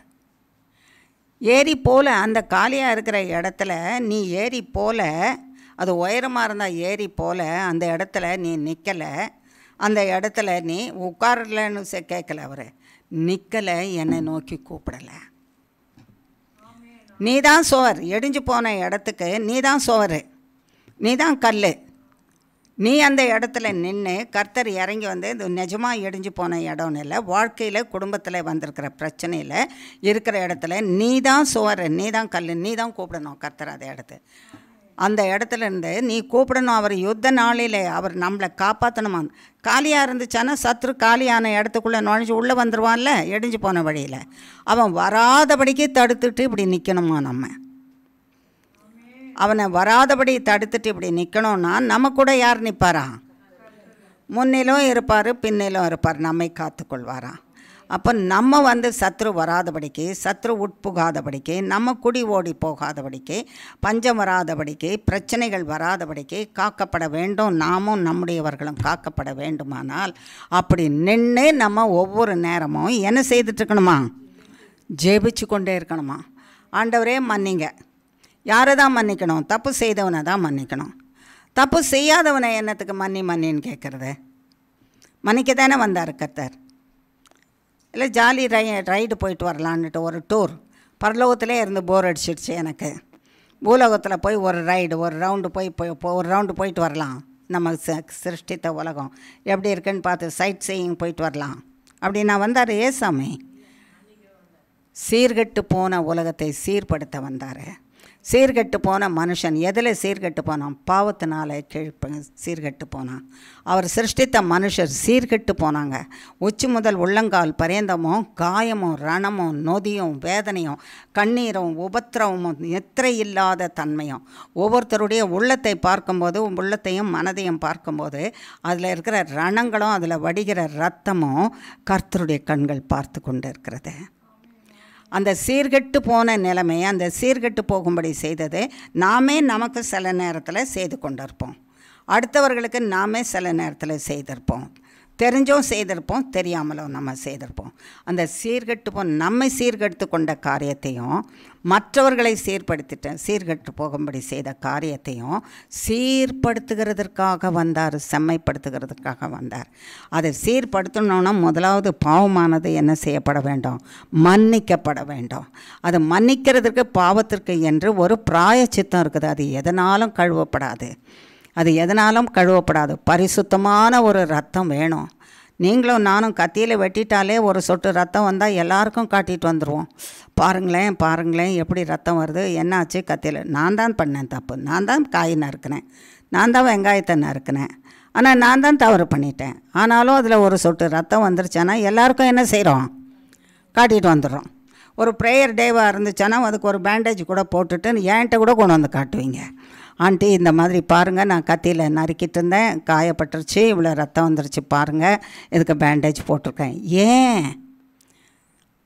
ரத்தம் சிந்திட்டியா மகளே? உனக்கு ரத்தம் வந்துருச்சா? உன் சரீரத்திலேருந்து ஒரு துளி ரத்தம் வந்துருச்சா? அது ஜீவனாச்சே. உன் சரீரத்தில் இருக்கிற ரத்தம் என்னது? ஜீவன்.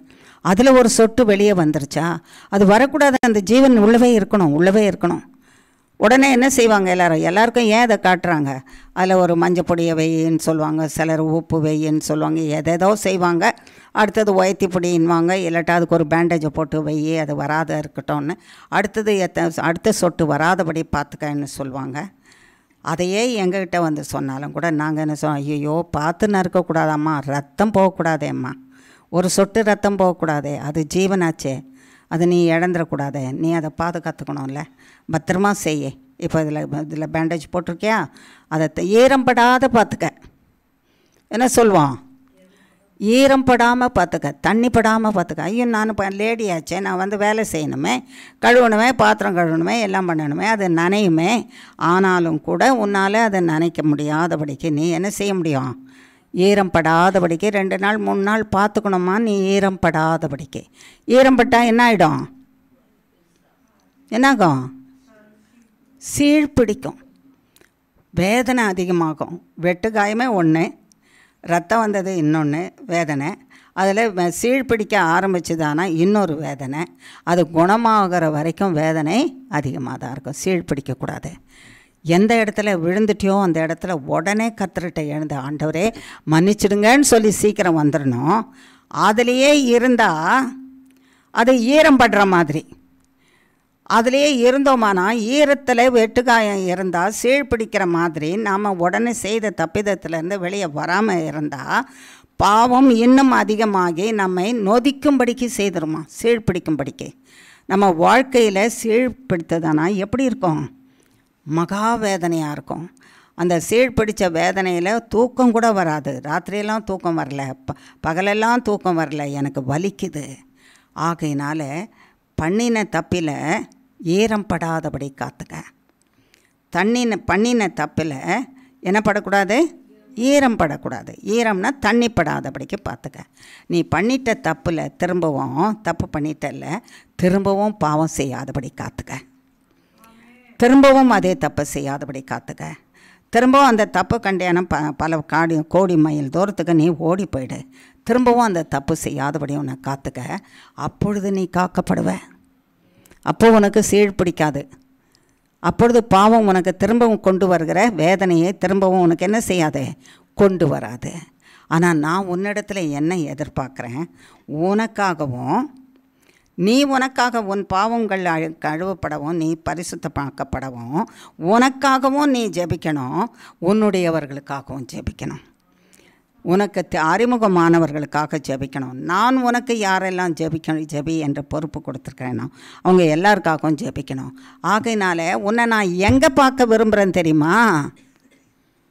எங்கே பார்க்க விரும்புகிறேன்? நான் உன்னை எங்கே பார்க்க விரும்புகிறேன்? அது பரலோக கடைசியில். நான் பூமிக்கு வந்தேன்னா நான் உன்னை எங்கே பார்க்க விரும்புகிறேன் சொன்னேன்.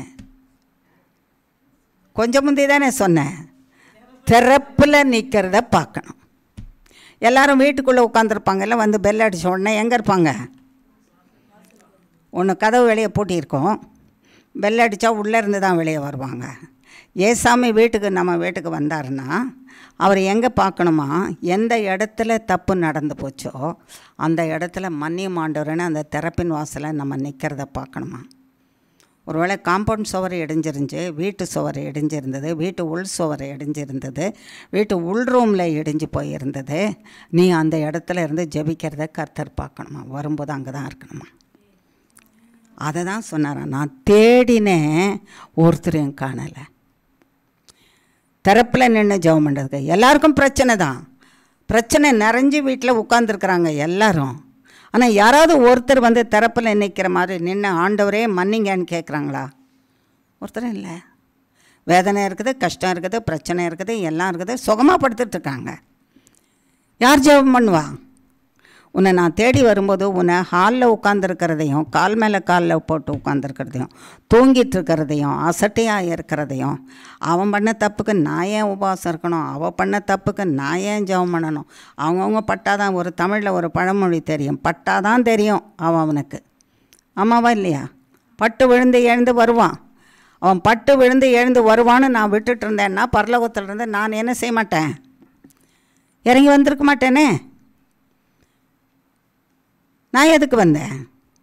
தூக்கி எடுக்கிறதுக்கு தானே வந்தேன். பட்டுக்கிட்டு விழுந்துட்டு வேதனை பட்டுக்கிட்டு சீழ்பிடிச்சிக்கிட்டு நொதிப்பட்டுக்கிட்டு அழுகி போய் நரகத்தில் போய் இருக்க வேண்டியவர்களை தூக்கி எடுக்கிறதுக்கு தானே நான் வந்தேன். அப்புறம் அந்த இடத்துல தானே நான் நிற்கிறேன். நான் உயர்த்தப்பட்டு அந்த இடத்துல திறப்பில் நிற்கிறேன்னு பிதாவுக்கு கோபம். அவர் வந்து பட்டயத்தை எடுத்து வீசினார்னா மனுக்குலம் முழுசும் அழிஞ்சே போயிடும். அவருடைய பட்டயத்துக்கும் பிதாவின் பட்டயத்துக்கும் மனுஷருடைய எல்லா பாவங்களுக்கும் மத்தியில் இடையில கர்த்தர் நின்னாராம். அதான் திறப்பின் வாசல். திறப்பின் வாசல் நின்று ஆண்டவரே பிதாவே தண்டிச்சிடாதீங்க, ஆண்டவரே பிதாவே தண்டிச்சிடாதீங்க, ஆண்டவரே பிதாவே தண்டிச்சிடாதீங்க. 3 மணி நேரம் கேட்டாராம். ஆண்டவரே பிதாவே தண்டிச்சிடாதீங்க, கீழே இருக்கிறதெல்லாம் உளறிட்டு இருக்குது, நீ தேவனா நான் இறங்கி வா, நீ அதிசயங்களை செய்தவனாக இருந்தால் இறங்கி வான்னு கேட்டுக்கிட்டு இருக்குது. கூப்பாடு போட்டுக்கிட்டு இருக்குது. அவங்க செய்கிறது என்ன? அவங்களுக்கே அழிவை உண்டாக்கத்தக்கதாக கூச்சல் போட்டுக்கிட்டு இருக்காங்க. தெரியல, சொன்னாலும் கேட்க மாட்டேனுதுங்க. ஆனாலும் அவங்க பாவத்தை மன்னிக்கிறதுக்கு என்ன அனுப்புனீங்க. ஆண்டவரே பிதாவே என்னை மன்னிங்க. பிதாவின் கோபத்துக்கும் தண்டனைக்கும் மனுஷனுடைய பாவத்துக்கும் அவனாலே கொண்டு வரப்படுகிற தண்டனைக்கும் இடையில திறப்பில் நின்னாராம் கர்த்தர். உன் தேவன் நின்ன மாதிரி நீ நின்று ஜெபிப்பியான்னு கேட்குறாரு. நீ ஜெபிப்பியா?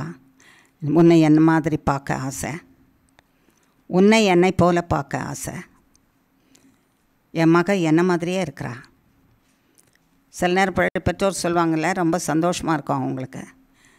அப்படியே அம்மாவை உரிச்சிட்டு வந்திருக்கா அப்படின்னா பாரு, ரொம்ப சந்தோஷம் அந்த அம்மாவுக்கு. அந்த அப்பாவை பாருங்கள், அப்படியே அப்பாவை உரிச்சிட்டு வந்திருக்குது இது அப்படின்னு சொன்னால் அப்பாவுக்கு ரொம்ப சந்தோஷம். ஏசாமியை பார்த்து அப்படியே ஏசாமியை உரிச்சிட்டு வந்திருக்கா இவா அப்படின்னு நம்ம பார்த்து ஏசாமிகிட்ட யாராவது சொன்னால் எப்படி இருக்கும்? சந்தோஷமாக இருக்கும்ல. நம்ம முகத்தை பார்த்தாலே நமக்கு தெரியும்ல எப்படி இருக்கிறோன்னு. அடுத்தவங்களை பார்த்தோன்னே இல்லை, ஏசாமி அப்படியா இருந்தார், ஏசாமியை பார்த்த மாதிரியா இருக்குது. அப்படியே ஏசாமியை உரிச்சிட்டு வந்திருக்கிறாளே, அப்படியே ஏசாமியை உரிச்சிட்டு வந்திருக்கானே. இயேசு கிறிஸ்துவின் சுபாவம் இவனுக்குள்ளே இருக்க, இயேசு கிறிஸ்துவின் சுபாவம் இவளுக்குள்ளே இருக்க, இவனுக்குள்ளே இருக்குதே. சொல்ல முடியுமா?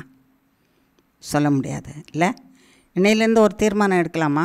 தீர்மானத்தை எடுத்துகிட்டு இங்கே விட்டு போயிடலாமா? எடுத்து அதை அப்படியே நம்ம இருதயத்தில் வச்சு கொண்டு போகலாமா? கொண்டு போய் வீட்டில் வச்சுட்டு வீட்லேயும் அப்படியே வாழலாமா? சபையில் வந்தாலும் அப்படியே வாழலாமா? கர்த்தராகிய இயேசு கிறிஸ்துவே, உம்முடைய சாயலை என்னிலே தரிப்பியும்.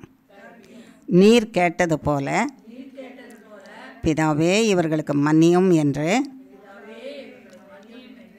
நாங்கள் எங்களுக்காகவும் மற்றவர்களுக்காகவும் மன்னிக்க கேட்கும்படிக்கு எங்களுக்கு உதவி செய்யும். சர்வவல்லமுள்ள இயேசு கிறிஸ்துவே, பிதாவின் கோபத்துக்கும் மனுஷருடைய கோபமாகிய பிசாசின் கோபத்துக்கும் பிதா அழித்து விடாதபடி எங்களை, சாத்தானோ அவனை சேர்ந்தவர்கள் எங்களை அழித்து விடாதபடி திறப்பின் வாசலில் இயேசு கிறிஸ்து நின்றது போல இயேசு கிறிஸ்துவின் சாயலை எங்களுக்கு தரிப்பித்து தேவனுடைய தண்டனை எங்கள் பேரில் வராதபடிக்கும் சாத்தானுடைய தண்டனை எங்களை அண்டாதபடிக்கும் நாங்கள் உம்மை நோக்கி ஜெபிக்க உம்முடைய இரத்தத்தினால எங்களை மூடிக்கொள்ளும், உம்முடைய வார்த்தையினாலே மூடிக்கொள்ளும், உம்முடைய வல்லமையினாலே மூடிக்கொள்ளும். நாங்கள் இயேசு கிறிஸ்துவை போல திறப்பிலே நிற்க கிருபை செய்யும். எங்களை பார்க்கிறவர்கள் மனுஷர் மட்டுமல்ல, பிதாவும் குமாரனாகிய கிறிஸ்துவும் பரிசுத்த ஆவியானவரும் இவர்கள் கிறிஸ்துவைப் போலவே இருக்கிறார்களே என்று சொல்லத்தக்கதாக எங்கள் வாழ்க்கையை சீர்படுத்தும். சீர்கெட்டு போன வாழ்க்கையை, எங்கள் அத்தனை பேருடைய வாழ்க்கையை சீர்படுத்தும், சீர்படுத்தும், சீர்படுத்தும், சீர்படுத்தும், சீர்படுத்தும், சீர்படுத்தும், சீர்படுத்தும், சீர்படுத்தும், சீர்படுத்தும் பிதாவே என்று இயேசு கிறிஸ்துவின் நாமத்தினாலே பாதம் பணிந்து தாழ்மையோடு கேட்கிறோம். ஆமேன், ஆமேன், ஆமேன். கர்த்தராகிய தேவனுடைய சாயலை தரித்து கொண்டோமா? ஆமாவா? அப்படியே இருக்கலாமா? நான் மறந்துட்டாலும் நீங்கள் சொல்வீங்களா? யாரெல்லாம் எந்தெந்த இடத்துல திறப்பின் வாசலில் நின்னீங்கன்னு சொல்வீங்களா? சொல்வீங்க. ஜெபத்தின் பலனை வந்து என்ன ரிசல்ட்டுன்னு சொல்வீங்களா? சொல்கிறீங்களா? கொஞ்சம் விளக்கமாக சொல்கிறீங்களா? Very good, very good. கர்த்தருக்கு ஸ்தோத்திரம். அப்படியே சொல்லுங்கள். இன்னும் ஒரு வசனத்தை வாசிக்கலாம். எசேக்கியேலின் புஸ்தகத்தில் 22ஆம் அதிகாரம்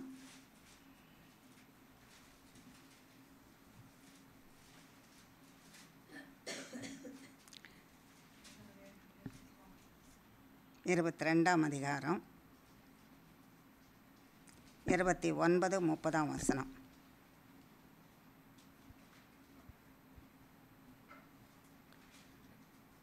தேசத்தின் ஜனங்கள் இடுக்கண் செய்து கொள்ளையடித்து சிறுமையும் எளிமையுமானவனை ஒடுக்கி அந்நியனை அநியாயமாய் துன்பப்படுத்துகிறார்கள்.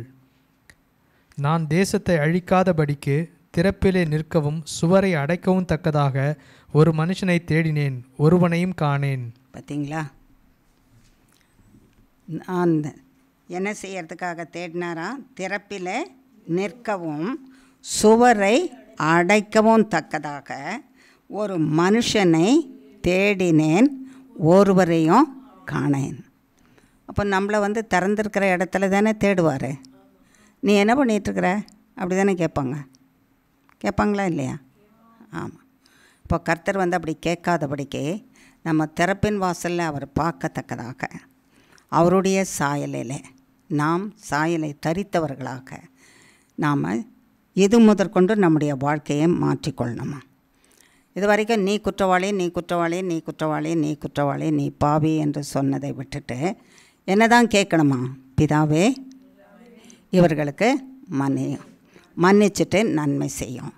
அது எதுக்காக ஜெபிக்கணும்னு கேட்குறாரா? 29ஆம் வசனத்தில் தேசத்தின் ஜனங்கள் இடுக்கண் செய்து கொள்ளையடித்து. தேசத்தின் ஜனங்கள் அதில் நல்லவர்கள் இருப்பாங்க இல்லையா?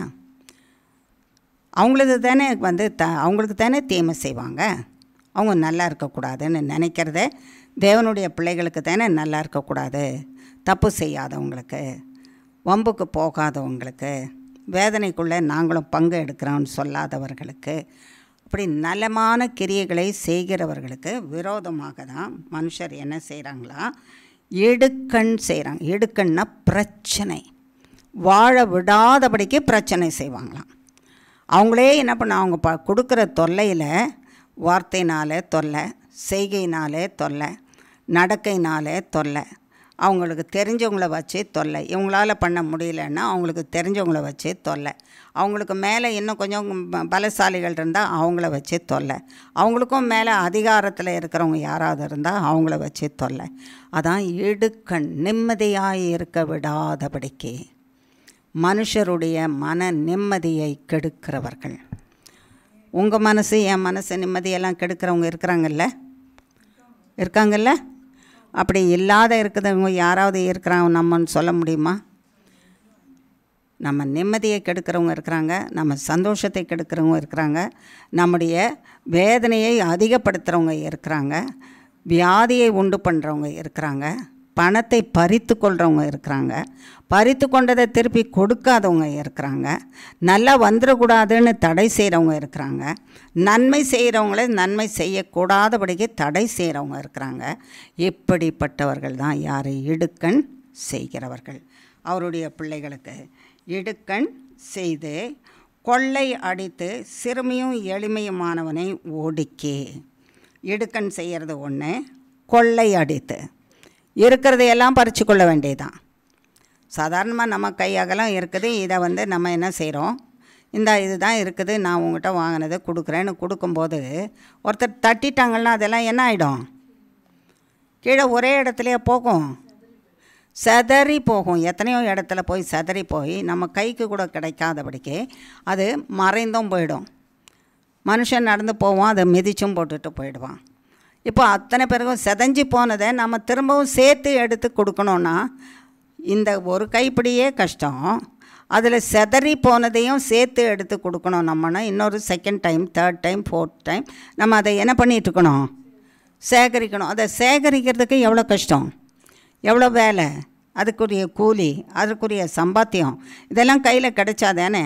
அது கிடைக்கிற நேரத்தில் நம்ம சத்ரு வந்து என்ன செய்கிறானா, தட்டி விட்டுட்டு போகிறானா. அதான் கொள்ளை அடிச்சிட்டு போகிறான். நீ கொடுத்துட்டியானா நிம்மதியாக இருப்பியே. நீ கொடுத்துட்டியானா என்ன பண்ணுவேன், நிம்மதியாக இருப்பேன். நீ கொடுக்க போகிற நேரத்தில் நான் என்ன பண்ணிடுவேன், தட்டி விட்டுடுவேன். எல்லாம் செதஞ்சு போயிடும், கையில் போய் சேராது. அப்போ அவங்க பொறுக்கி எடுக்கிறதுல 1-2 தான் எடுப்பாங்க. மிச்சம் 98 யார் எடுக்கிறதே போயிடும்.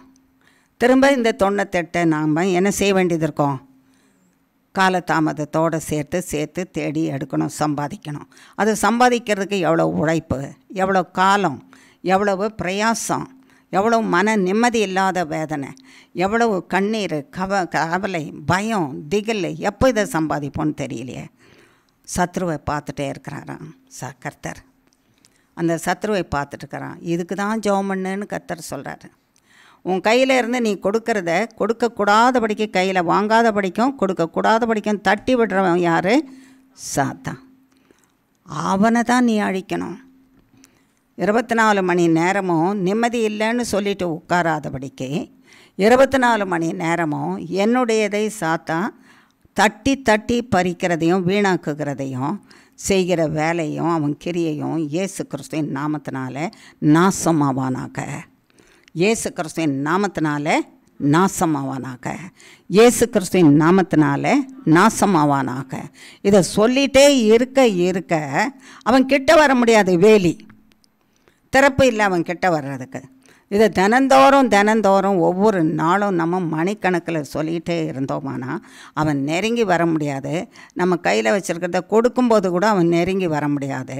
அவனுடைய கிரியைகள் அழிந்து போகும். கர்த்தருடைய வல்லமை நம்மளோட இருக்கும். நம்ம கொடுத்து முடிக்க முடியும்.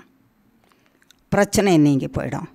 நம்முடைய சமாதானத்தை பகைக்கிறவர்கள், இவங்க சமாதானமாக இருந்துடக்கூடாது, இவங்க சந்தோஷமாக இருந்துடக்கூடாது, இவங்க கண்ணீர் துடைக்கப்படக்கூடாது, இவங்க வேதனை நீங்கக்கூடாது, இவங்க வியாதி இவங்களை விட்டு போகக்கூடாது, உபத்திரவத்திலே இருக்க வேண்டும் என்று நினைக்கிறவங்க எல்லாம் இடுக்கண் செய்கிறவர்களும் கொள்ளை அடிக்கிறவர்களுமாக இருக்கிறார்களாம்.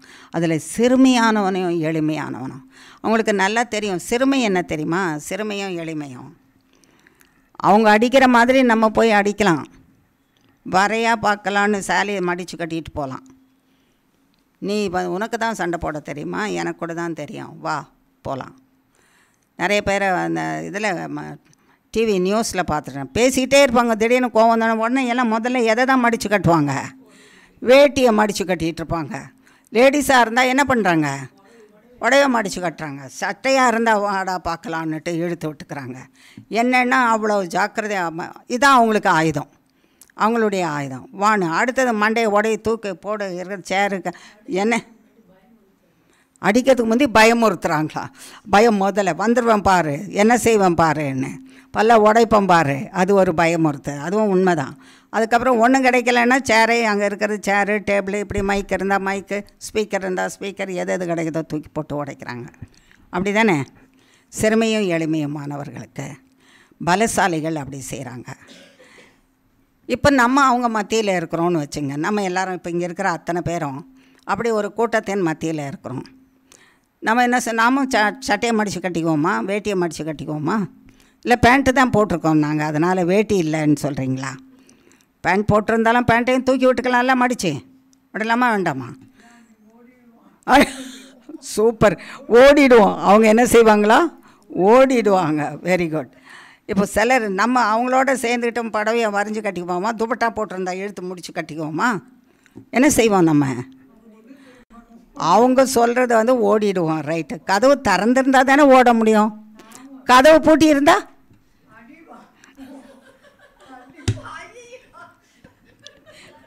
கதவு பூட்டி இருந்தால் என்ன செய்வோம் நம்ம?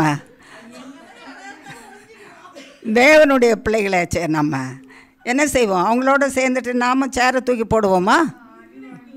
ஆடியே வாங்குவோம். ஏன்? நம்ம கை வந்து கட்டப்பட்டு இருக்குது இயேசு கிறிஸ்துவின் நாமத்தினால. எதுக்காக கட்டப்பட்டு இருக்குது? தீமை செய்திடாதேன்னு சொன்னார். நீ தீமை செய்யாத, நீ அடிக்காத, நீ தொல்லை பண்ணிடாத, நான் பார்த்துக்கிறேன், நீ பயப்படாதேன்னு. அதனால் நமக்கு விரோதமாக பலசாலியாக காணப்படுறானே, அவனுக்கு முன்னால் நம்ம எப்படி இருக்குதான் பார்க்குறதுக்கு நம்ம ஏசாமிக்கு கட்டுப்பட்டதுனால நம்ம என்ன செய்கிறோம்? ஒன்றும் செய்ய முடியாதவனாட்டம் தெரிகிறோம். கை பலத்தை உபயோகிக்க முடியல, வாய் பலத்தை உபயோகிக்க முடியல, கால் பலத்தை உபயோகிக்க முடியல, சரீர பலத்தை உபயோகிக்க முடியல. ஏன்னா என் பலன் யார்? கர்த்தராகிய இயேசு கிறிஸ்து. என் பலனை நான் அழிக்கிறதுக்கு, தீமையான காரியத்தை செய்கிறதுக்காக பயன்படுத்துவேன். என் பலனை அழிக்கிறதுக்கு கர்த்தர் கொடுத்துருக்கிறாரு. அது யாரை அழிக்கிறதுக்குன்னா ஒரே ஒருத்தனை தான். அது யார்? சத்ருவாகிய பிசாசானவனை அழிக்க தான். என் வாயின் பலத்தை பிசாசாகிய சத்ருவை அழிக்கிறதுக்கு தான் கொடுத்துருக்கிறாரு. இயேசு கிறிஸ்துவின் நாமத்தினாலே நாசமாக பிசாசே உன் கிரியையை விட்டு எனக்கு விரோதமாக செய்யாதபடி, என்னுடையவர்களுக்கு விரோதமாய் செய்யாதபடிக்கு இயேசு கிறிஸ்துவின் நாமத்தினாலே நாசமாகன்னு சொல்லு. அதுக்கு தான் வாய் பலன், அதுக்கு தான் கை பலன், அதுக்கு தான் கால் பலன். நான் சத்ருவை தான் அழிக்கணுமே தவிர சத்ருவினாலே சிக்கொண்டு போயிருக்கிற மனுஷருக்கு எதிராக என் கர்த்தர் கொடுத்துருக்கிற பலனை நான் என்ன செய்ய முடியாது? உபயோகிக்க முடியாது. அப்போ நான் கர்த்தருடைய வார்த்தைக்கு கீழ்ப்படுகிறதுனால கர்த்தரால் கட்டுப்பட்டிருக்கிறேனே. அப்போ எதிராளி என்னை பார்த்தோன்னே அவனுக்கு அது தெரியாது. கர்த்தர் கொடுத்த இருக்கிற பலனை சத்ருவை கட்டுகிறதுக்கு அழிக்கிறதுக்கு தான் நான் உபயோகப்படுத்தணும்னு கர்த்தர் சொல்லியிருக்காரு. அதனால் இவங்களுக்குள்ள பலன் இருந்தோம், மாம்ச பலன் இருந்தோம், அவங்க அதை உபயோகப்படுத்தலைன்னு அதை புரிஞ்சு கொள்ள முடியாது. அவங்க என்ன நினச்சிட்ருப்பாங்க? நான் எவ்வளோ பலசாலி பற்றியா, என்னை பார்த்து எப்படி நடுங்கிறாங்க பற்றியா, அவங்களுக்கு திருப்பி பேச தெரியல பற்றியா, அவங்க கையை உயர்த்த முடியல பற்றியா, அவங்க காலை உயர்த்த முடியல பற்றியா, அவங்க ஒரு சேரை கூட தூக்க முடியல பற்றியா ஆன்னு நினைப்பானா. அப்போ அவன் பார்வையில் நம்ம சிறுமையானவர்கள், எளியவர்கள், சிறுமையானவர்கள்லாம் பலவீனமானவர்கள், பிரயோஜனம் இல்லாதவர்கள், உபயோகம் இல்லாதவர்கள், எளியவர்கள், என்ன பண்ணாலும் கீழே தள்ளி அவங்க மிதிச்சாலும் கூட நம்ம மிதி வாங்கிட்டுருப்போம்னு நினைக்கிற அந்த ஏழ்மையானவர்கள், எளியவர்கள் யார் பார்த்துட்ருக்கிறாரா? கர்த்தர் பார்த்துட்ருக்கிறாரா? இப்போ பாருங்கள், கொள்ளையடித்து ஜீசஸ் மைட்டி லார்ட் இடுக்கண் செய்து கொள்ளையடித்து சிறுமையும் எளியுமானவனை ஒடுக்கி அந்நியனை அநியாயமாய் துன்பப்படுத்துகிறார்கள். அந்நியனை அநியாயமாய் துன்பப்படுத்துகிறார்கள். அந்நியன்னு சொன்னால் வெளியிலேருந்து வந்தவனை அதை ஒரு பக்கத்தில் வச்சிடலாம். அது உலக பிரகாரமான காரியம். யார் நம்ம அந்நியர்னா, இந்த பூமியில் நம்ம எல்லாரும் அந்நியர் தான். அந்நியரா இல்லையா? யாருக்கு தான் நம்ம சொந்தம்? அப்போ நம்ம யாருக்கு தான் சொந்தம்? எந்த தேசத்துக்கு தான்? பூமியில் நம்ம அந்நியர்னா அப்போ எந்த இடம்தான் நமக்கு சொந்தமான இடம்? ஆமாம், பரலோகவாசிகள் பூமியிலே வசிக்கும்போது அந்நியர்கள். நம்மெல்லாம் யார்? ஆனால் நமக்கு வாசஸ்தலம் எங்கே இருக்குது? பரலோகவாசிகளுக்கு பூலோகத்தில் டெம்பரரி லைஃப் தான் இது. அதனால் அந்நியர்களாய் நம்ம இங்கே வசித்து கொண்டு இருக்கிறோம். அப்போ கர்த்தரின் வார்த்தைக்கு கட்டுப்பட்டு அவர் இரத்தத்தினாலே கழுவப்பட்டு அவருடைய வார்த்தை சொல்லுகிறபடி நம்ம நடந்து அவருடைய காரியங்களை செய்யும் பொழுது அவர் வரும்போது நாம் அவரோட கூட நமக்கு அவர் ஆயத்தப்படுத்தி இருக்கிற வாசஸ்தலத்தில் கொண்டு போய் பரலோக வாசியாக கொண்டு போய் வைப்பாராம். அதுதான் சொந்த பூமி, சொந்த வாசஸ்தலம். அப்போ தான் சொந்த இடத்துக்கு வந்தப்பா, நான் என் சொந்த வீட்டுக்கு வந்தேன். அந்த சொந்த வீட்டை நானாக கட்டினேன்? யார் கட்டி கொடுத்தா?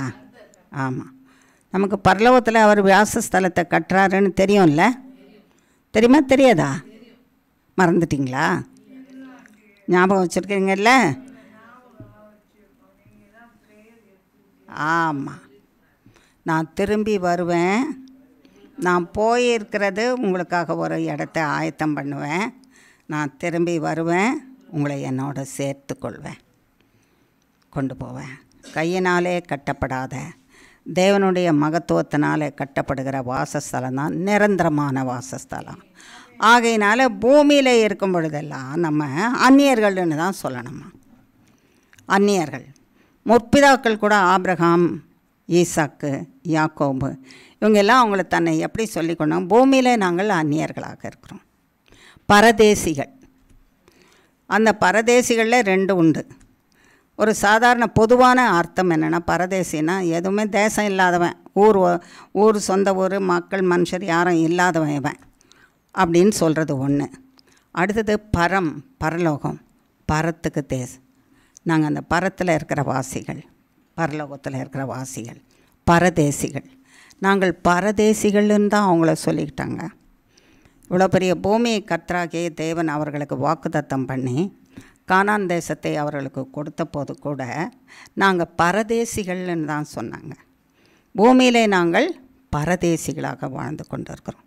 இந்த அந்நியராய் நம்ம பரலோகத்துக்கு சொந்தக்காரராகிய தேவ பிள்ளைகளைய ஒடுக்குகிறவர்களையும் அழிக்கிறவர்களையும் இருக்கிறதுனால கர்த்தர் தேசத்தை அழிக்க போகிறாராம்.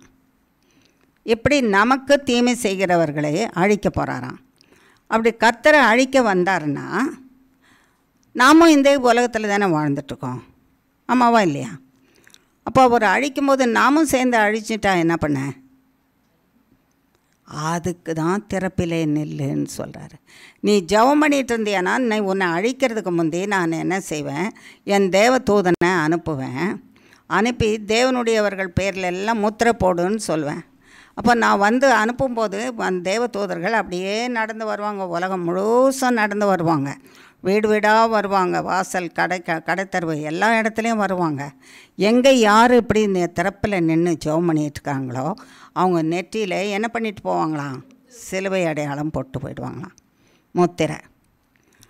நம்ம ஜெபம் பண்ணிகிட்டு இருந்தா தானே சண்டையை போட்டுட்டு மண்டையை உடச்சிக்கிட்டு அதையே யோசித்துக்கிட்டு அதையே படுத்துக்கிட்டு இதனால் என் நிம்மதி போயிடுச்சுன்னு சொல்லிட்டு அதையே நம்ம நினச்சிட்டு இருந்தோன்னா எங்கேருந்து நம்ம ஜெபம் பண்ணுவோம்? சாமியை நினைக்கிறது எப்போ? சாமியினுடைய தூதர்கள் வரும்போதும் முத்திரை போடுறதுக்கு எங்கே இருப்போம்? ஆவலாக காத்திருப்போம். ஒன்று சண்டை போட்டுட்ருப்போம், இல்லைன்னா தூங்கிட்டு இருப்போம் நல்லா, இல்லாட்டா வேறு ஏதாவது காரியமாக இருப்போம், அடுத்தவங்களோட ஃபோனை பேசிகிட்டு இருப்போம். அடே அப்பா, எத்தனை மணி நேரம் பேசுவோம் நம்ம இல்லை?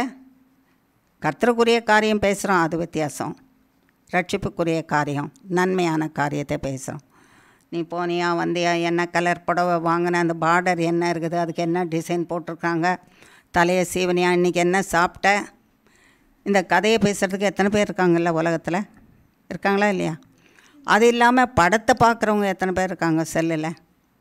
வேண்டாத படங்களை பார்த்து தங்கள் கண்களையும் தங்கள் சரீரத்தையும் கெடுத்து கொள்கிறவர்கள் எத்தனை பேர் இருக்கிறாங்க? எங்கேருந்து முத்திரை போடப்படும்? நமக்கு சொல்லிட்டா வருவார் தேவதூதன் முத்திரை போட வரேன்னு. அப்போ எல்லாருமே மடமடான்னு முழங்கால் போட்டுற மாட்டோம்? தேவதூதன் வராரு, முத்திரை போட வரார் அப்படின்னு ஒரு சத்தம் வந்த உடனே எல்லாம் இருக்கிறவங்களாம் இங்கே செய்தியை கேட்டுட்டு இருந்தால் கூட டமாருன்னு எல்லோரும் என்ன செய்துருவோம்? அப்படியே முழங்கால் போட்டுருவோம். முழங்கால் போட்டுட்டு கையை கூப்பி, ஆண்டவரே என் நெத்தியை நல்லா நீட்டி காட்டுறேன். அப்போ நான் முக்காடு போட்டிருந்தா கூட முக்காட்டில் என் நெத்தி என்ன செய்யும்? மறைஞ்சிரும். அதனால் நான் அதை கூட எடுத்துகிட்டு நான் நெத்தியை நல்லா உயர்த்தி காட்டுறேன், என் நெத்தியை மட்டும் மறந்துடாமல் அதில் முத்திரை போட்டு போயிடுங்க ஆண்டவரே. சொல்லுவோமா சொல்ல மாட்டோமா? சொல்லுவோம்ல, சொல்லுவோம், செய்வோம். அதனால் போட்டாரா இல்லையா, போட்டாரா இல்லையா, மறந்துடாதீங்க ப்ளீஸ், மறந்துடாதீங்க.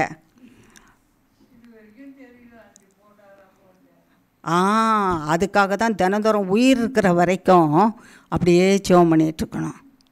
அப்போ தான் உயிர் மூச்சு, கடைசி மூச்சு இருக்கிற வரைக்கும் அவர் சொல்கிறது போலவே ஜெபம் பண்ணிகிட்டு இருந்தோம்னா கட்டாயமாக நம்முடைய நெற்றியில் என்ன செய்வாங்களா? முத்திரை போட்டுருவாங்க.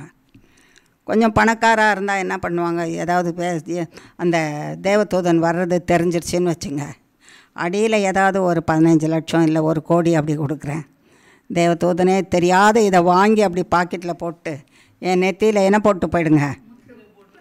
முத்திரை போட்டு போயிடுங்க. 15 பைசா. அப்போ கொடுப்பீங்களா லஞ்சம்? அப்போ லஞ்சம் கொடுக்க தயாராக இருக்கிறீங்க. அப்போ என்ன சொல்லணும் நீங்கள்? 5 பைசாவும் இல்லை, 15 லட்சமும் இல்லை, 15 பைசாவும் இல்லை, எங்கள் முழங்கால் இருக்குது, எங்கள் கைகள் இருக்குது, எங்கள் கண்கள் இருக்குது, நாங்கள்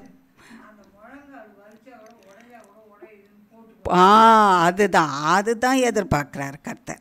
அது ரெண்டும் இருந்துட்ட, உனக்கு 15 பைசாவும் வேண்டாம், 15 லட்சமும் வேண்டாம், 1 கோடியும் வேண்டாம்.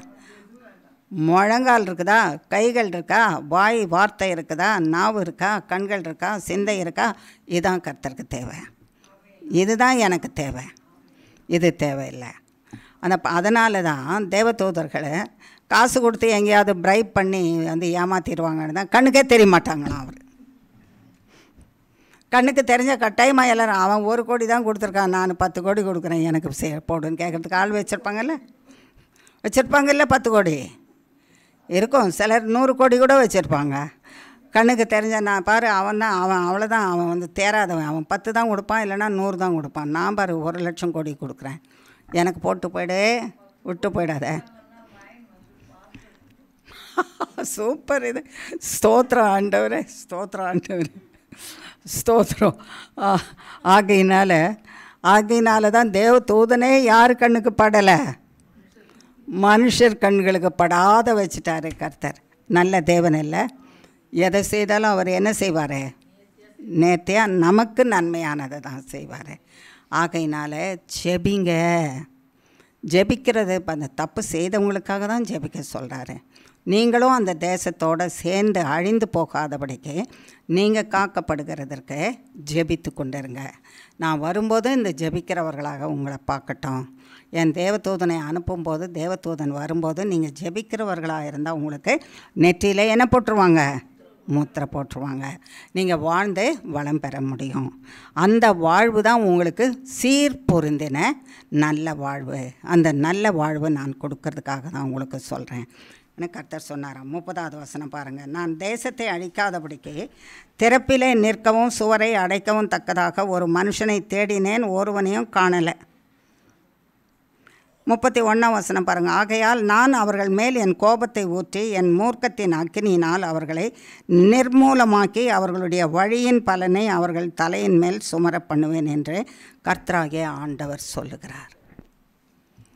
அழிச்சிருவேன், அவங்கள அழிச்சு போட்டுருவேன். அப்படி செய்யாதவங்கள என் பிள்ளைகளுக்கு இந்த தீங்கு செய்கிறவர்களும் அழிப்பேன், ஜெபிக்காதவர்களை அழிப்பேன், அநியாயம் பண்ணுகிறவர்களை அழிப்பேன், அவர்களை நிர்மூலமாக்கி போடுவேன். என் பிள்ளைகளுக்கு நன்மை செய்யாதபடிக்கு தீமை செய்யணும்னு திட்டம் பண்ணுறவங்கள இன்றைக்கி காலம் நல்லா ஓடிக்கிட்டே இருக்கும். ஆனால் நான் அழிப்பேன். அந்த அக்னி எங்கேருந்து வரும்னு தெரியாது. நான் அழிப்பேன். அந்த அதிர்ச்சி, பூமி அதிர்ச்சி எங்கேருந்து வரும்னு தெரியாது. நான் அழிப்பேன். அந்த வெள்ளம் எங்கேருந்து வரும்னு தெரியாது. நான் அழிப்பேன். அந்த சுழல் காற்று எங்கேருந்து வரும்னு தெரியாது. அதுக்குள்ளே அழிந்து போகாதபடிக்கு காக்கப்படுங்க. அதுக்குள்ளே அழிந்து போகாதபடிக்கு நீங்கள் காத்துக்கொள்ளுங்க. உங்களை ஜெபம் பண்ணுங்க. சுவரையை விழுந்து போன சுவரில் அடைப்ப நீங்கள் நில்லுங்க. நான் வரும்போது அங்கங்கே இந்த சுவர்களில் அங்கங்கே மனுஷன் நின்றுட்டு இருந்தாங்கன்னா கோட்டை சுவரில் அப்படி நினச்சி பாருங்கள். அப்படியே என் கண்ணு முன்னால் அப்படி தெரியுது. ஒரு பெரிய கோட்டை சுவரில் எல்லாம் அங்கங்கே நடுவில் நின்றுட்டு இருந்தாங்கன்னா எப்படி இருக்கும் பாருங்கள். நம்மால் அந்த கட்டடம் நின்றுக்கிட்டே இருக்குது, அந்த வீடு நின்றுக்கிட்டே இருக்குது. நம்ம பாட்டுக்கு நின்று ஜெபம் பண்ணிகிட்ருப்போம், அது காக்கப்பட்டுக்கிட்டே இருக்கும். அப்படி தான் கர்த்தர் பார்க்கணுன்னு விரும்புகிறாராம். அந்த இடத்துல நீ இருக்கிறியான்னு கர்த்தர் கேட்குறேன். அப்படி இருக்குமானா நான் உன்னை சீர்படுத்துவேன். நான் உன்னை என்ன செய்வேன், சீர்படுத்துவேன். உனக்கு நற்சீரை உண்டாக்கும்படிக்கு செய்வேன். அந்த நற்சீர் உனக்கு நித்திய ஜீவ வாசஸ்தலம். அந்த நற்சீரில் உனக்கு என்ன கிடைக்கும்னு கர்த்தர் சொன்னாரா. எசேக்கியேலின் புஸ்தகம் 36ஆம் அதிகாரம்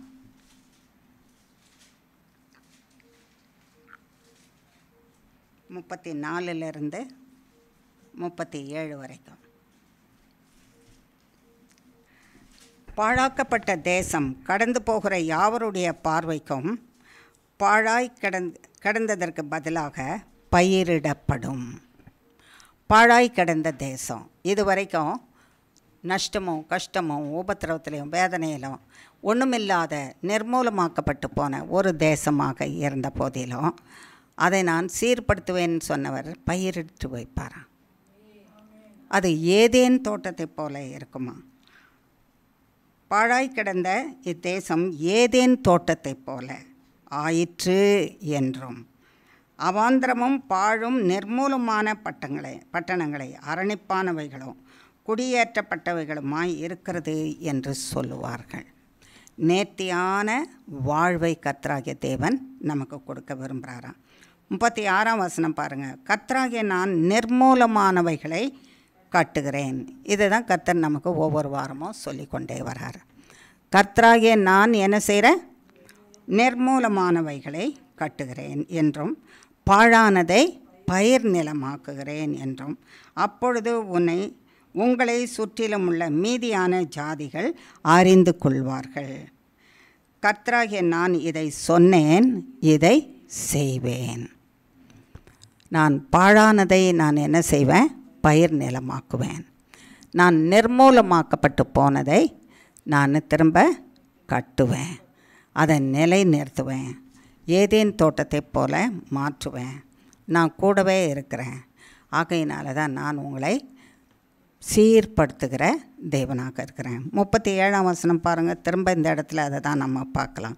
கர்த்தர் சொன்ன காரியத்தையே நம்ம பார்க்கலாம். கர்த்தராகிய ஆண்டவர் சொல்லுகிறது என்னவென்றால், இஸ்ரவேல் வம்சத்தாருக்காக நான் இதை அனுக்கிரகம் செய்யும்படிக்கு அவர்கள் என்னிடத்தில் விண்ணப்பம் பண்ண வேண்டும்.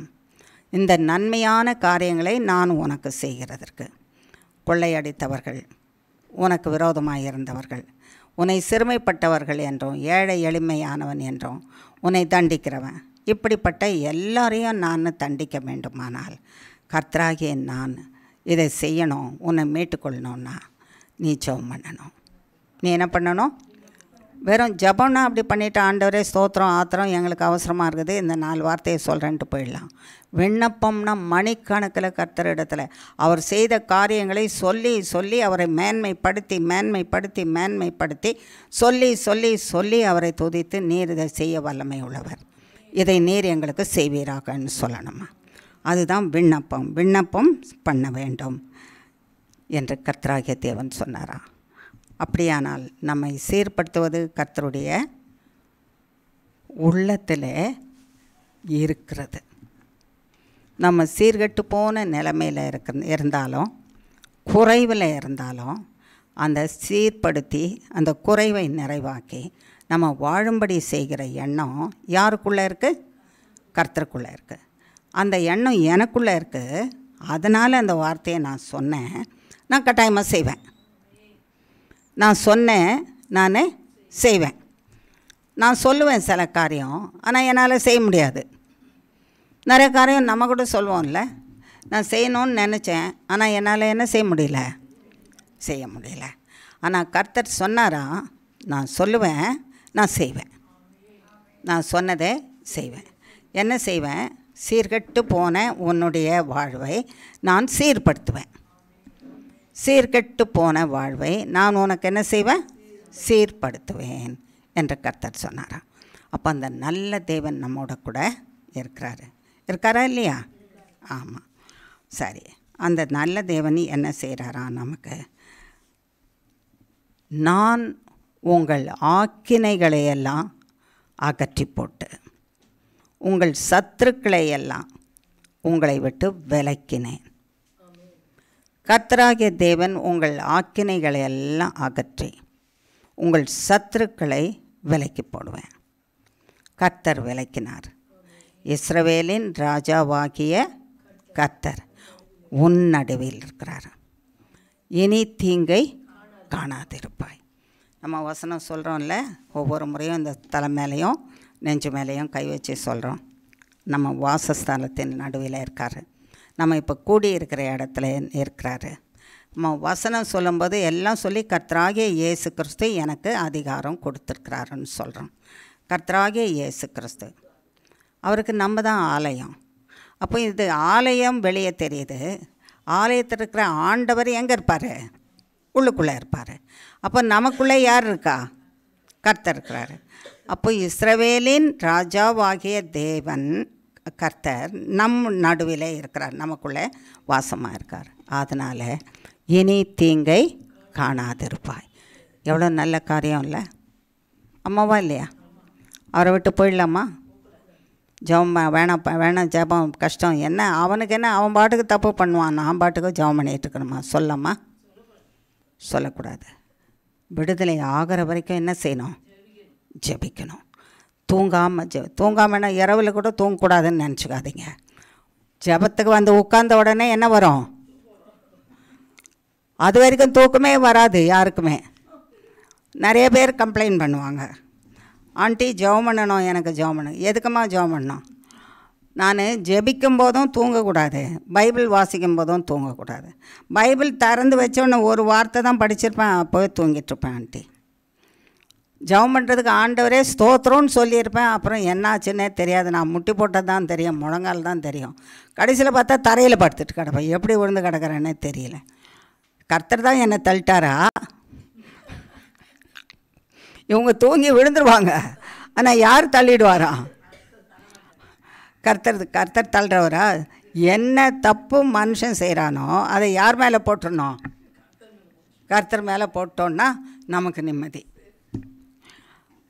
நம்ம நினைக்கிறோம் கர்த்தர் நம்ம சேஃபு, கர்த்தர் மேலே போட்டோன்னே ரெட்டிப்பான தண்டனை வாங்குவோம். கர்த்தர் மேலே போட்டோன்னா ரெண்டிப்பானது வருமா வராதா?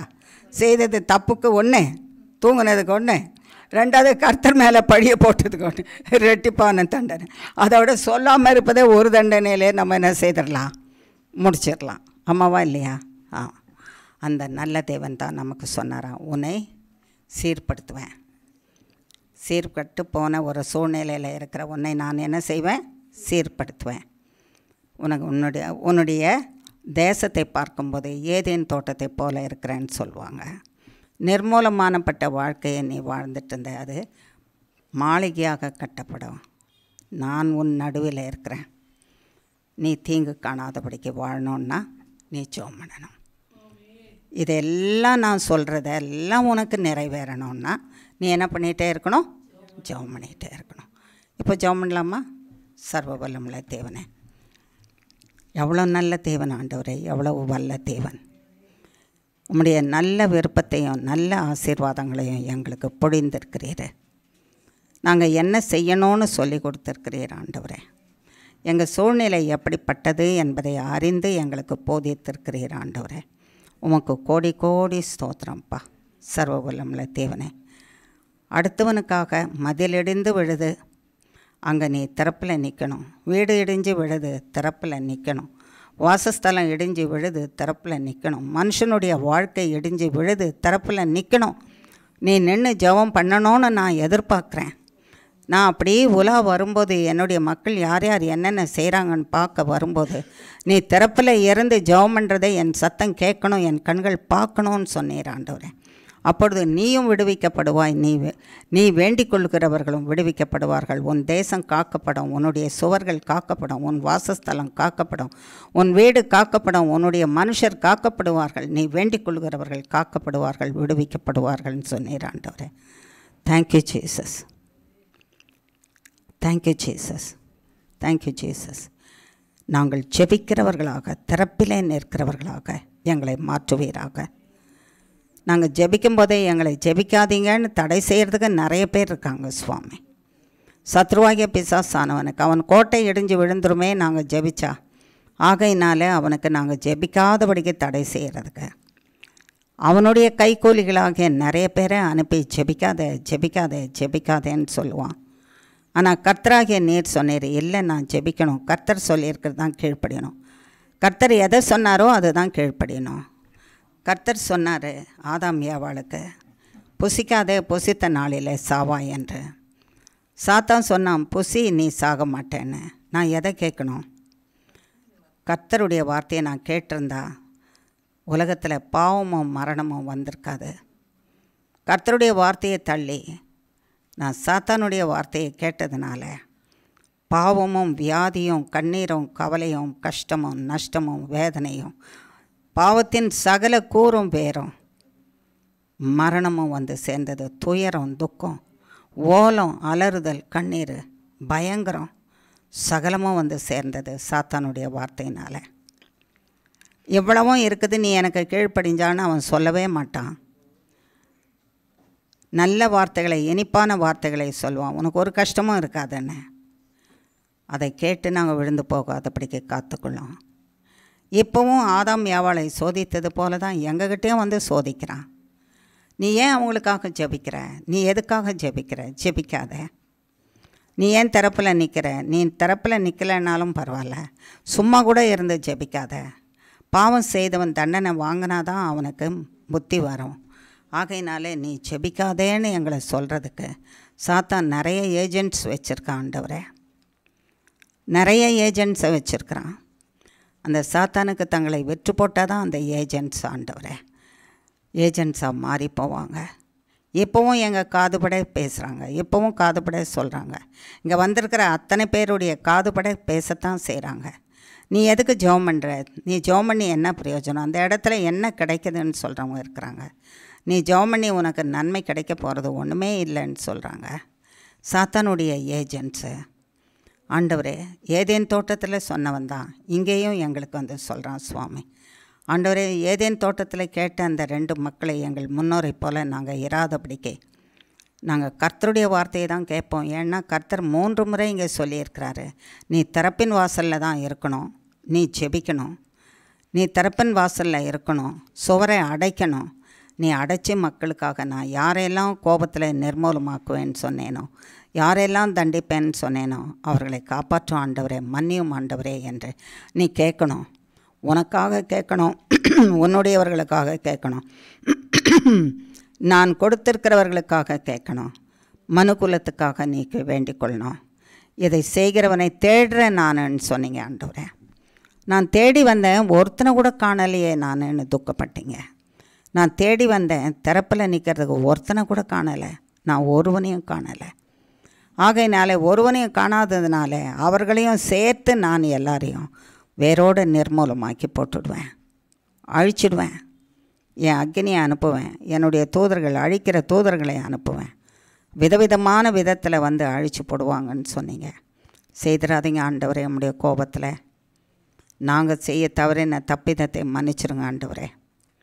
பிதாவுக்கு விரோதமாக, குமாரனுக்கு விரோதமாக, எங்களை பரிசுத்த ஆவியானவருக்கு விரோதமாக, எங்களுக்கு விரோதமாக, எங்கள் அயலாருக்கு விரோதமாக செய்த தப்பிதங்களை எல்லாம் மன்னிங்க ஆண்டவரே. மன்னிச்சிருங்கப்பா, எங்களை மன்னிச்சுட்டு இயேசு கிறிஸ்துவின் இரத்தத்தினால் எங்களை கழுவி பரிசுத்தப்படுத்தி இயேசு கிறிஸ்து ஜெபித்தது போல ஆண்டவரே, பிதாவே இவர்களுக்கு மன்னியும், இவர்கள் செய்கிறது என்னது என்று தெரியாது செய்கிறார்கள் என்று மற்றவர்களுக்காகவும் எங்களுக்கு விரோதமாக செய்தவர்களுக்காகவும் எங்களுக்காகவும் ஜெபிக்கிறோம். நாங்கள் கூட அநேக காரியத்தை என்ன காரணம், என்ன தீங்கு வரும்னு தெரியாதபடி, என்னது நாங்கள் செய்த தீங்கு என்று தெரியாதபடி செய்த தீங்குகளெல்லாம் எங்களுக்கு மன்னிச்சிருங்க ஆண்டவரே. நாங்கள் வாழ்ந்து வளம் பெற கிருபை செய்யுங்க. உம்முடைய ரத்தத்தினால, உம்முடைய ரத்தம் எங்களுக்கு ஊற்றப்படட்டும். உம்முடைய நாமம் எங்கள் பேரில் தரிப்பிக்கப்பட்டு இருக்கட்டும். உம்முடைய வல்லமை எங்களை ஆண்டவரை சுற்றிலும் பாதுகாக்கட்டும். உம்முடைய அக்னி மதிலுக்குள்ளாக நாங்கள் இருக்கட்டும். உம்முடைய குணமாக்கும் தழும்புகள் என்ற அடைக்கல பட்டணத்துக்குள்ளே எங்களை வைத்து பாதுகாத்துக்கொள்ளும். கர்த்தராகிய நீர் கைவிடாமல் காத்துக்கொள்ளும். சர்வ வல்லமுள்ள தேவனே, எங்கள் விண்ணப்பத்தை கேட்டு எங்களுக்கு பதில் கொடுக்கிற தேவனுக்கு கோடி கோடி கோடி கோடி கோடி கோடி கோடி கோடி கோடி கோடி கோடி கோடி கோடி கோடி அனந்த கோடி ஸ்தோத்திரம் செலுத்துகிறோம். அங்கீகரித்துக்கொள்ளும். நன்மை செய்கிறவரே, கைவிடாது இருக்கிறவரே, காத்துக்கொள்கிறவரே, யுத்தம் செய்கிறவரே, ஜெயத்தை கொடுக்கிறவரே, வெற்றி வேந்தனே, உம்மை கோடி கோடி கோடி கோடி ஸ்தோத்திரம் உமக்கு செலுத்துகிறோம். அப்படி நாங்கள் வாழத்தக்கதாக எங்களோடு கூட இருங்க சுவாமி. எங்களுக்காக யுத்தம் செய்து எங்களை பாதுகாத்து எங்களை கைவிடாமல் நடத்துவீராக. உம்முடைய கரத்திலே எங்களை ஒப்புவிக்கிறோம், பொறுப்படுத்திக்கொள்ளும். திரும்பவுமாக நாங்கள் ஒருவரை ஒருவர் சந்திக்கும் பரியந்தம் கர்த்தாவே கர்த்தாவே உம்முடைய கரத்தில் எங்களை ஒப்புவிக்கிறேன். அத்தனை பேரையும் நீர் யார், எப்படிப்பட்டவர் என்றால் ஆக்கினைகள் எல்லாவற்றையும் அகற்றுகிறவர். கர்த்தராகிய நீர் எங்கள் ஆக்கினைகள் எல்லாவற்றையும் அகற்றுகிறவர். ஆக்கினை என்றால் தண்டனைகள் எல்லாவற்றையும் அகற்றுகிறவர். கர்த்தராகிய நீர் யார் என்றால் எங்கள் சத்துருக்கள் எல்லாரையும் அழிக்கிறவர். உம்முடைய கரத்தில் ஒப்புவிக்கிறேன். இஸ்ரவேலின் ராஜாவாக இருக்கிற கர்த்தர் எங்கள் நடுவிலே இருக்கிறவர். எங்களுடைய சரீரம், ஆவி, ஆத்மா, சரீரம், சிந்தை உம்முடைய வாசஸ்தலமாக, உம்முடைய ஆலயமாக வைத்து எங்களுக்குள்ளாக உறைவிடமாக இருக்கிறவர். நீர் எங்களுக்குள்ளே இருக்கிறதுனாலே இனி தீங்கை காணாதிருப்பாய் என்று சொல்லி இனி தீங்கு காணாதிருக்கும்படிக்கு செய்கிறவர் ஆண்டவரே. நீர் இந்த வல்லமை உள்ள கரத்தில் எங்கள் அத்தனை பேரையும் ஒப்புவிக்கிறேன், பொறுப்படுத்திக்கொள்ளும். பயங்கரமான சூழ்நிலையிலும் ஆபத்தான சூழ்நிலையிலும் இருக்கிறவர்கள் ஆண்டவரே, பல பல விதங்களிலே வேலை செய்து கொண்டு இருக்கிறவர்கள் ஆண்டவரே, சுரங்கங்களிலும் ஆண்டவரே, பாதைகளை அமைக்கிறதிலும், தண்ணீர் கடியில் பாதை, சுரங்கங்களின் பாதைகள் ஆண்டவரே. ஆண்டவரே, திடீரென்று மண் சரிந்து விழுந்து மக்கள் அதுக்குள்ளே இருந்து வெளியே வர முடியாதபடி, மீட்கப்பட முடியாதபடி இருந்தார்களே, அவர்களுக்கு ஆண்டவரே ஒரு மனுஷனுக்கு ஞானத்தை கொடுத்து நீர் வெளியே வரும்படி செய்தீர். ஆபத்தான சூழ்நிலையில் இருக்கிறவர்களை விடுவிக்கிறவர், ஆபத்தான வியாதியில் இருக்கிறவர்களை விடுவிக்கிறவர், மரண தருவாயில் இருக்கிறவர்களை விடுவிப்பீராக, குறைவுள்ளவர்களை விடுவிப்பீராக, கடனில் இருக்கிறவர்களை விடுவிப்பீராக, கடன் கொடுக்கக்கூடாதபடிக்கு தடை செய்கிறவர்களை அழிப்பீராக. ஆண்டவரே, கடன் கொடுக்கப்பட்டு எல்லாருடைய கடனும் அடைக்கப்பட்டு ஆண்டவரே சௌபாக்கியமாய் வாழ்க செய்யும்படிக்கு செய்வீராக. சர்வ வல்லமுள்ள தேவனே, வேலை இல்லாதவர்களுக்கு வேலையை கொடுப்பீராக. மன சந்தோஷத்தையும் சமாதானத்தையும் கொடுத்து நிலை நிறுத்துவீராக. கைவிடாமல் காத்துக்கொள்வீராக. பரீட்சை எழுதி கொண்டு இருக்கிற பிள்ளைகளுக்காக நாங்கள் ஜெபிக்கிறோம். என் ஜென்ரல் ஆண்டவரே, பரீட்சை எழுதுகிற +1 +2 பிள்ளைகள், சர்வ வல்லமுள்ள தேவனே, மற்ற வகுப்பு படிக்கிற பிள்ளைகளையும் உங்களுடைய கரத்தில் வைக்கிறோம். எங்களுக்கு அருமையான பிள்ளைகளும் எங்களுக்கு தெரிந்த பிள்ளைகளும் எழுதிட்டுருக்குறாங்க. அவங்களுக்காகவும் ஆண்டவரே, பொதுப்படையாக ஆண்டவரை எழுதுகிற மக்களுக்காகவும் நாங்கள் ஜெபிக்கிறோம். கர்த்தராகிய நீர் அவர்கள் கரம் பிடித்து ஞானத்தை கொடுத்து, புத்தியை கொடுத்து, அண்டர்ஸ்டாண்டிங்கை கொடுத்து, நேர்த்தியாக பரீட்சை எழுதி வெற்றி பெற கிருபை செய்யுங்க. உங்களுடைய கரத்தில் கொடுக்குறோம், பொறுப்பெடுத்துக்கொள்ளும். இந்த எல்லா விண்ணப்பங்களையும் கர்த்தராகிய இயேசு கிறிஸ்துவின் நாமத்தினாலே பாதம் பணிந்து தாழ்மையோடு கேட்கிறோம் பிதாவே. ஆமேன், ஆமேன், ஆமேன்.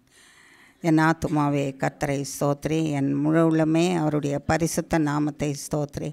என் ஆத்துமாவே கர்த்தரை ஸ்தோத்திரி, கர்த்தர் செய்த சகல உபகாரங்களையும் மறவாதே. ஆமேன். இயேசுவின் ரத்தம் ஜெயம், இயேசுவின் நாமத்துக்கு ஸ்தோத்திரம். ஆமேன். God bless you all, ma.